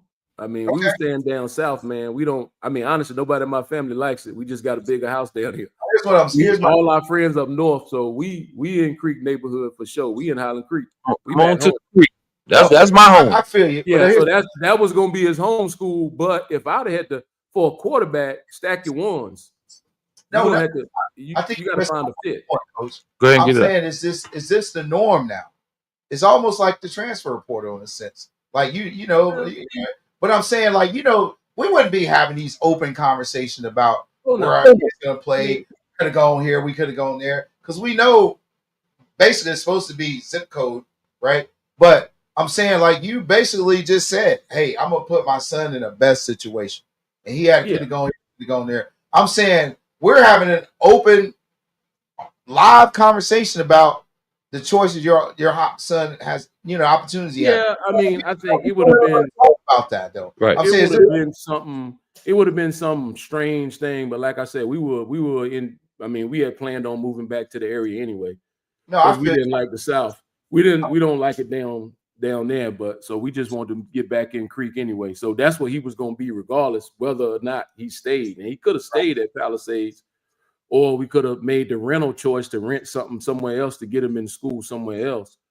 But Right. fortunately for us, my wife ain't with all that and the extra money going. So she was like, Yeah. Mine wasn't with that shit. either. right. What I'm saying, mine wasn't with that extra money. So she was like, Sir.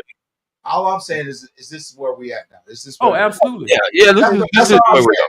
Where we at? This is the new norm now, right? Yeah. I think you'd be probably not smart to just say, okay, we stay in this district, we going to this school. Right. Yeah. I think you would at least gotta at least weigh your options. I mean, now, man, a lot of times you could just do a straight transfer. You get Right. one. Most people don't know you get one transfer in CMS. Mhm. You get one. Not that hard, honestly.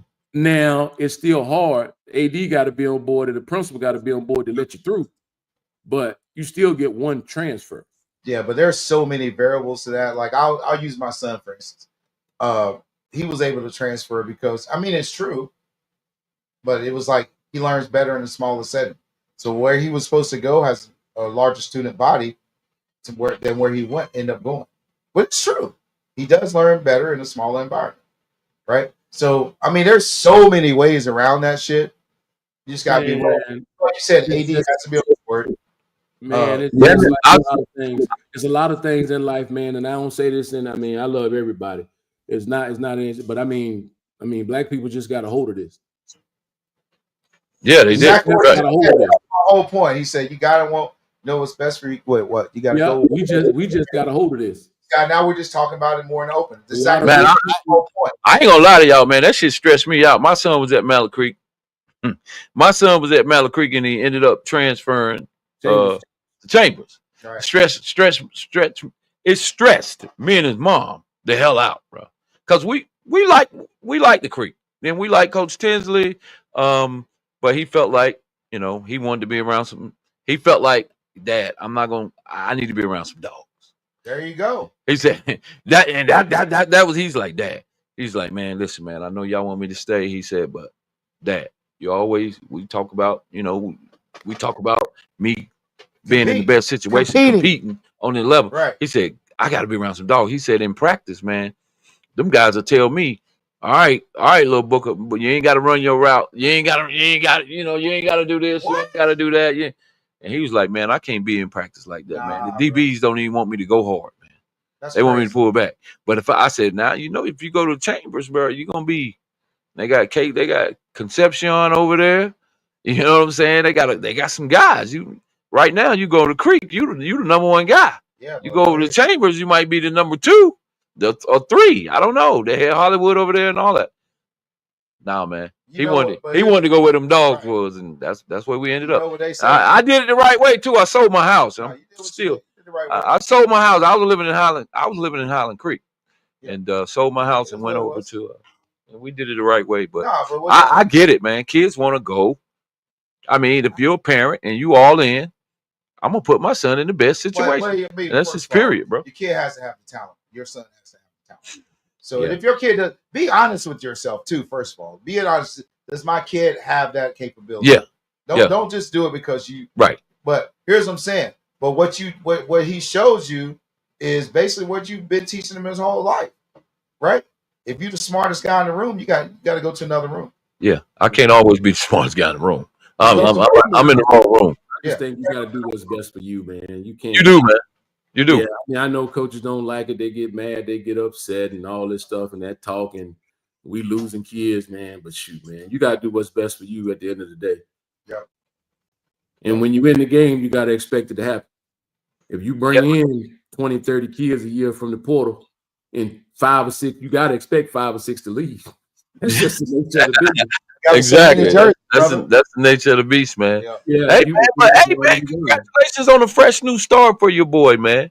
I'm gonna miss some of this Palisades game driving all the way out there, but I can hit the creek real easy, baby. Really? Hey, he just saved me some gas. Now I can go on over to the creek, man. We can get some of that little P, man. He gonna play, man. Period. They need quarterback. Bottom line is 6'2", 195 pounds, and with the articulation of the game and the understanding of the game that he has, bro. Creek been looking for a quarterback. We'll find I don't care what nobody says. Creek needed a quarterback. 24th. That's all I'm gonna say. What's that? We're gonna find out October 24th. What's up? That over there, that Butler talk, man. There you go. Hey, you know I know Hales, man. I talk to Hales a little bit. Oh man, you know what kind of energy he brings. What y'all doing over there? Who the DC now? I think that's been solidified yet. But it ain't been decided. But I know who the damn strength and conditioning coach is. Oh, I thought you. Yeah, I'd have took it. I thought last year. I mean, I watched tape. We watch everybody, man. Yeah. Looking out there, I think what killed Butler last year was the defense. Yeah. Y'all ran so much man coverage and cover 1 and 0. Y'all didn't have the corners for that. Butler never had that many corners. I'm the strength and conditioning coach. Yeah, I'm just here for hey, first of all, I'm not criticizing no coach. I'm not blanking the scheme. I just said y'all ran a lot of man coverage against some really good teams. Yep. I did my homework, ain't it? Yeah, now you did your homework. Yeah, you did your homework on that. But we also had some guys that just didn't. Yeah, I'm just here. So. Oh yeah, I know the story. What do you think about the conference? What do you think about the conference, man? Who? In the SEC conference, I guess it ain't really the SEC. Yeah, the SEC. Hey man, somebody gonna jump on me. McFadden, one of them boys, man, might not like me saying this. I'm gonna tell y'all the truth. All those teams are run heavy. Indy got a 2,000-yard rusher. Hales runs more of a wing T style. He got to run it. He got we got to run the ball. We got West Charlotte run first. It's gonna come down. Nothing against North American Chambers. I don't know what they're gonna do, but they just gonna be tough to compete with that big 3 in that conference. Yeah. They run heavy. You can stop the run, you can win the conference. That go to everybody. That's my shout out to everybody. I did my homework. It's gonna come down to defense. You ain't gonna be able to finesse Stop the the way. run. Now, I will say Indy with Street. I like Street a lot, man. Jerry Street, I'm a fan. I think he can spin it with the best of them. I think he gives them a really balanced offense. I like the kid from West Charlotte. They can throw. I like that kid. He can throw it a bit. But Believe yeah, man, it's still going to come down to most of those teams run 60% of the time. Mhm. So if you can stop the run, you can win the conference. So Absolutely. what about offense? If you pass, can you win the conference? If you pass, or you got to pass to win the or you conference. got to be able to run? If you're relying on passing, you're not gonna win. I'm just asking. It's gonna be tough. Everybody running the ball. But you got to be able to, bro. That's Yeah, championship. you got to be able. I know you got to run the ball. You got to be able to run the ball, but that's the thing, though, Clark. Here's the reason why. If you can run the ball, you can preserve your defense. Period. You sound like a defensive coach, man. I'm a defensive coach. Put them points on the board. You If know I what can I'm pass the ball, if I can pass the ball, If I'm the defensive coach, if I'm the defensive coordinator and Booker the offensive coordinator, you know what I tell them going into the game? Yeah. Give me 28. Yes, sir. Give me 28. I like my chances, man. Here's my Throwing thing. the rock. Well, here's the thing. If you're a passing team and you run against a solid scheme that you can't pass the ball on, you're fucked. Who can cover though, coach? That's what I'm talking about right there. Nobody can cover. But if you got a dominant front four, that's gonna make it. You don't have to be able to cover as well. You still got to cover, coach. I mean, I'm a defensive coach. I'm a defensive mind. But you can scheme it up, correct? Coach, you sound like you sound like you got the leather helmet on. You talking about running the ball, playing defense. Running the ball and just playing defense. Yes, he is. Yep, you can scheme it up, coach. Man, I don't know. Is Indy not run heavy? Yes, they do. They got a running back over there. Yeah, do he throw the ball? Is he throwing the ball this year? The kid got 2,000 yards rushing last year. Oh shit, he run. Yeah, he was young. He was a junior. He's a senior this year. He's a little bit of a head case, but he's running fucking. Oh man, I heard that, but I mean, whatever he's doing, they make sure he's eligible to suit up on that field. He's gonna rush for 1,800 this year. Nah, you know what it is about that kid, bro? He does shit that you just can't teach, bro. Like I watched, I saw him do some shit on the side. I'm like, every 9 out of 10 backs would have just ran out of bounds. Shit, he did. He fucking put his foot in the ground in game like been that way since he was with the Carolina Bears. Easy shit. Really? Bro. Yeah, he been a guy. Yeah, he's a guy, bro. He been a guy. But that's what I'm saying. You got a 2,000-yard rusher, and I'm telling you, we all know where Charlotte gonna run the ball. Y'all gonna run the ball. Malik Creek gonna run the ball. I mean, North Mac and Chambers are wild cards, but I think they can get back years. I don't think they're gonna be on the level with those three. I'm telling you, if you can stop the run, like I think Indy is the one team that's gonna be tough to stop, but they not. But they get running back. So who has the dual threat quarterback right now? Because I'm gonna throw that motherfucker. If I got me a dual threat, I'm letting that bitch go. Hey, you gonna have to defend somebody. You gonna have to account for somebody. Yeah, who? I don't know. I really couldn't pick who win the conference. Huh? I really couldn't pick who gonna win that conference. I have no idea. Listen, man, I think Hell's coming back changed everything for that conference, honestly. Because then they know you're not gonna see that same Butler team you saw last year. You're not gonna you're not gonna see it. You're not gonna see it. I just think you got that jersey on now. You got the shirt on. I ain't gonna say too much. Yeah. Nah, you can say what you want to say. No, man, hell no. I'm completely biased. I'm just saying, like, I just know what I see. And I know the history. Y'all play 500 football this year. Yeah, it's just tough, man. That conference tough. Y'all got a super tough schedule too. And I don't think it's that crazy tough, bro. Honestly, a conference wise, I think it's tough. I think if they bring them to 500 this year, Clark. Play PD this year? Man, I'm not worried about that. Y'all play who? PD? We got Irmo. Big Irmo. And Irmo, we lost to on a fucking drop touchdown and took him to overtime. Lost by a point. We actually should have beat Irmo. The guy drops a wide open touchdown with less than 30 seconds on the clock. Y'all had a couple games y'all definitely should have won. Y'all should have beat Richmond County? What? No, we just played terrible against Richmond. Yeah, but I'm saying y'all made mistakes, the fumbles and us. I watched the tape. Richmond County, we had a backup quarterback. We actually played that game the day. I'm not making excuses by any means. We went down on a Friday night to play. Couldn't play because of lightning. Had to come back and play him Saturday with a backup quarterback. Blah, blah, blah. It is what it was. I'm just saying, like, I really feel like we could have won a lot of those games. Honestly, the only game I think y'all had 2 fumbles against Richmond County. Roseville's the only game we just completely didn't have a chance. We just got our ass. Nah. But Yeah. here's everybody. Think about it. Weddington. They only scored 3 points in the second half, and then we had a late penalty at the 5-yard line that took us back to the 40 because of BS holding call. We should have won that game, and that's the game. And that was the game we lost our quarterback for the rest of the season. You need some music to go with this? No, I'm just crying. no, you said. Hey, producer, can we play a little music for this? Coach Orlando needed. Nah, I'm not. Drop a beat. Y'all credit. Y'all should have won the games. It's just, man. No, I watched every game. Yeah, they should have won some games. They should have won. You should have won more games. I'm not making no excuses, but I tell you what, that won't be who you're gonna see this year. No, they'll play 500. I think Hill's gonna get you. He's gonna run the ball, keep the games tighter. But like I said, I think y'all probably right under that big 3. We'll see. Right. Yeah. I'm taking, and I said this, and not because your boy transferred, and y'all. That's right. I took. Hey, man. So you just dismissed quietly. West Charlotte. I took the Creek. You just taking West Charlotte out of it. No, I like. I said big 3. But here's No, I'm not taking Creek. I'm not taking to.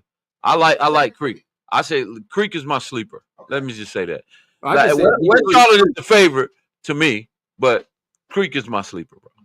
And I've been saying that before Lil P came over, but still, I like Creek, man.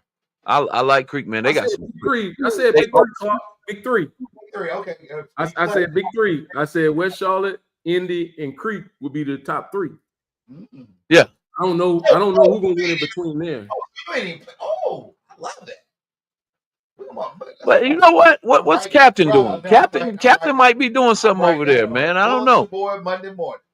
Captain might be doing something over there. I mean, they should be a good solid team. It's just Chambers, man. It's tough. It's a fall.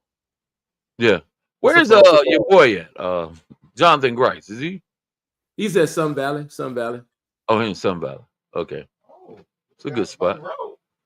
They usually have a pretty nice quarterback down there. Yeah, they got a good quarterback and a good running back. They were like 9-3, I want to say. Something like that. They had a good record. 8-3 or something like that. They had a good record. Oh, they're consistent. They play consistent. Yeah, they play consistent. They got a good system down there. They're gonna keep winning. Who? Yeah, but Chambers, Chambers law, it's just tough, man. Chambers is tough. It ain't like when your son went, when they had the dogs and everybody wanted to go. Because Chambers don't offer much else there. Yeah. School-wise, Chambers pretty rough school. Yeah. Same thing with like a North Met. It's just pretty rough school. Yeah, you for sure. Get in there. You got to get dirty when you go on those jobs. Yeah, in the hallways. You got to be. You got to be in the hallways. Yeah, you got to get your hands dirty when you take those jobs. Yeah, you got to be at the bus a lot in the cafeteria. That's the only thing I say about Cap is he's gonna get his hands dirty. He can't just show up for practice now. Yeah. Nah, and half the staff can't do that either. You got to have some guys in the house. Yeah, right. Yeah. In a situation like that, you got to. But yeah, man, West Charlotte loaded. West Charlotte is like super physical, and Indy is loaded. Like Indy is loaded. And I think ultimately that's what's going to win. The most physical team, and if they're in shape, they got to be in shape. Got to be able to go 4 quarters, and they got size. And Mallet Creek has size too. And I've seen Mallet Creek whoop West Charlotte. They ain't big enough. They in them trenches. Hey, I seen them whoop. They drove, and I don't know how they let Huff. Huff is Huff. Huff is Huff. Huff is the best. Y'all gonna put some respect on Chacha's name at some point. No. I like Huff, man. I like Huff, man. And the expectations was high for them guys last year, as it is every year. That's what, Coach. I don't know what happens, man. Down the stretch. But no, it's one thing. It's the same. The way that Coach Clark want to play the game, Huff plays the total opposite. Mm-hmm. Grimsley plays the total opposite. Yeah, they do.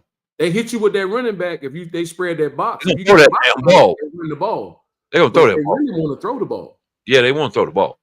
Grimsley definitely running back was super talented, but the wide receivers had all the offers. Yeah. Yeah, they got okay. Everybody look at the running back put up 200 and 300 yards. Yeah. But on the outside, we got Power 5 guys. Yeah, man, he was a dog. Y'all watched that game. He was a dog. Yeah, to me, Grimsley the best coach staff in the state. I like Grimsley. I like what's going on I at Grimsley. love Grimsley.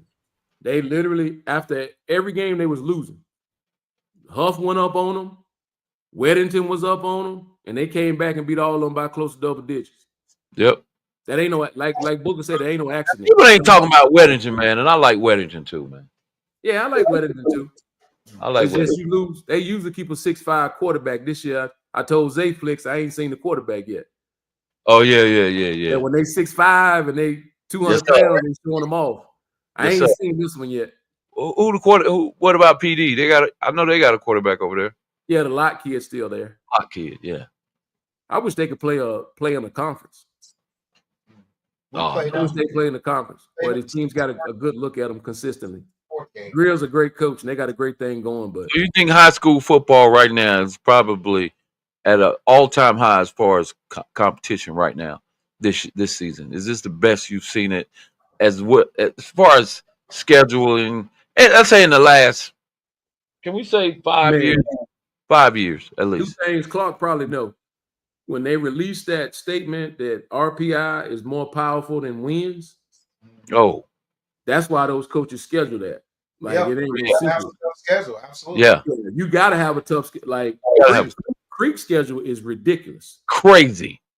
They go 4-6. They might have a higher seed than say Palisades to go 8-2. Facts.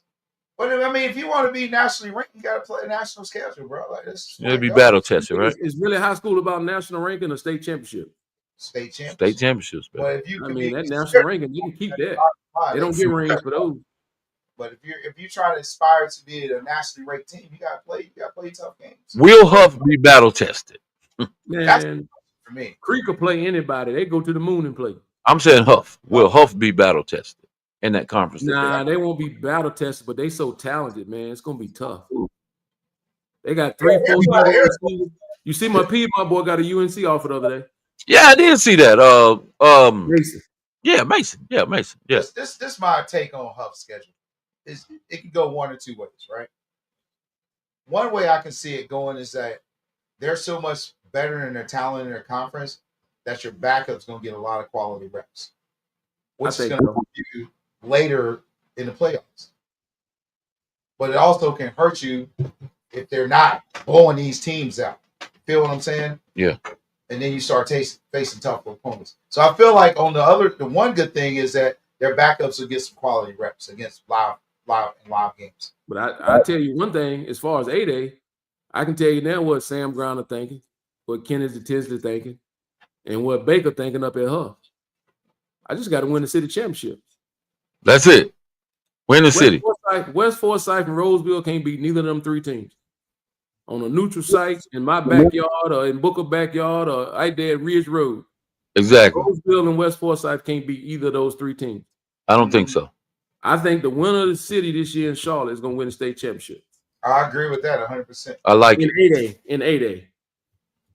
7A. 7A is the toughest division in the state. Yeah, that's rough. You got Grimsley, y'all, Dudley, and Independence. Good God. Y'all going to beat each other up. Then we had to go play Grimsley. All right. You got to fight to get out the city. Then you got to get out the city. Then you got to go beat another dog. You got to beat. Who got the number one quarterback in the country? Man. Who's going to back up? Why wouldn't you want that, though? Man, why wouldn't you want that? You got to sign. I love when you sign up for shit like that, baby. You got to sign up, man. Yeah, I want the best. Yeah. Look, I want to play the top dogs, baby. Yeah. I want to be in the ring. Hell yeah. I put it in perspective. You look at like you a running back, your son a wide receiver, and just say he a wide receiver, a tight end, a lineman, or whatever. It don't matter. He could be at Creek this year. You have say your son at Creek this year. I'm not gonna say my son because I don't know. I don't know how that's gonna work. But I'm gonna say somebody else's kid. Say your kid's a wide receiver, running back at Creek.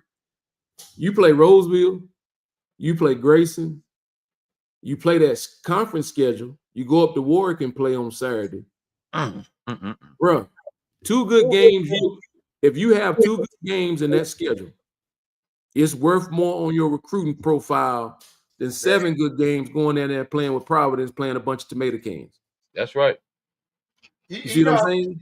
You said that because that was the one thing I told my players, man. I was like, listen, the conference we're in, is that you can get recruited by recruiters coming to look at other players. Oh, absolutely. Let's believe in these conference games, there's going to be some Power 5 schools there. There's going to be Absolutely. Big 4, all that shit is going to be your game. So you can get on somebody's radar. Just fucking play, ball out, bro. Every week. Come on, bro, just ball out. Man, I guarantee. I like it for my kid, man. I love that. Yeah, ball out, bro. Ball out, bro. If you ball out, it doesn't matter. One thing about Creek schedule, they ain't gonna change. Nah, they gonna play the Monstars next year too. I don't care who it is. That's dope, though, bro. I feel like that's putting your kid in the best position, man, to play against quality competition. And, bro, at the end of the day, I mean, let's keep it real. From an athletic standpoint, or an athlete standpoint, it's not whether you win or lose. Honestly, that's from the coaches. It's how do you perform in these matinee games? You know what I'm saying? How do you play? Your team might have lost, but what did you do your job? And those coaches against some of the top talent in the country. Absolutely. I tell you what, Clark, them boys better be strong. Don't get your ass pushed around in the trenches, Clark. I'm just saying. Hey, I don't want to see no games where y'all getting pushed around in the trenches. Any games when we got pushed around? Shit. No, y'all competed. Bro, think about it. All the games we almost won, we came in the second half. Y'all competed. Condensing it won't be the problem. All right. Our kids we're gonna pull up. We're gonna pull up. Listen to me. I feel like that's the mark of a trainer. If your kid doesn't get soft tissue injuries and your team don't get tired. Injuries happen in the collision. But if your kid's getting soft tissue damages, injuries, non-contact injuries, then that's the sign of your training. That's your conditioning part. You know what I'm saying? But I can pride myself if we didn't have any guys go down from that, and then we didn't lose games because we weren't prepared condition-wise. That's what's up, man. I'm looking forward to it, man.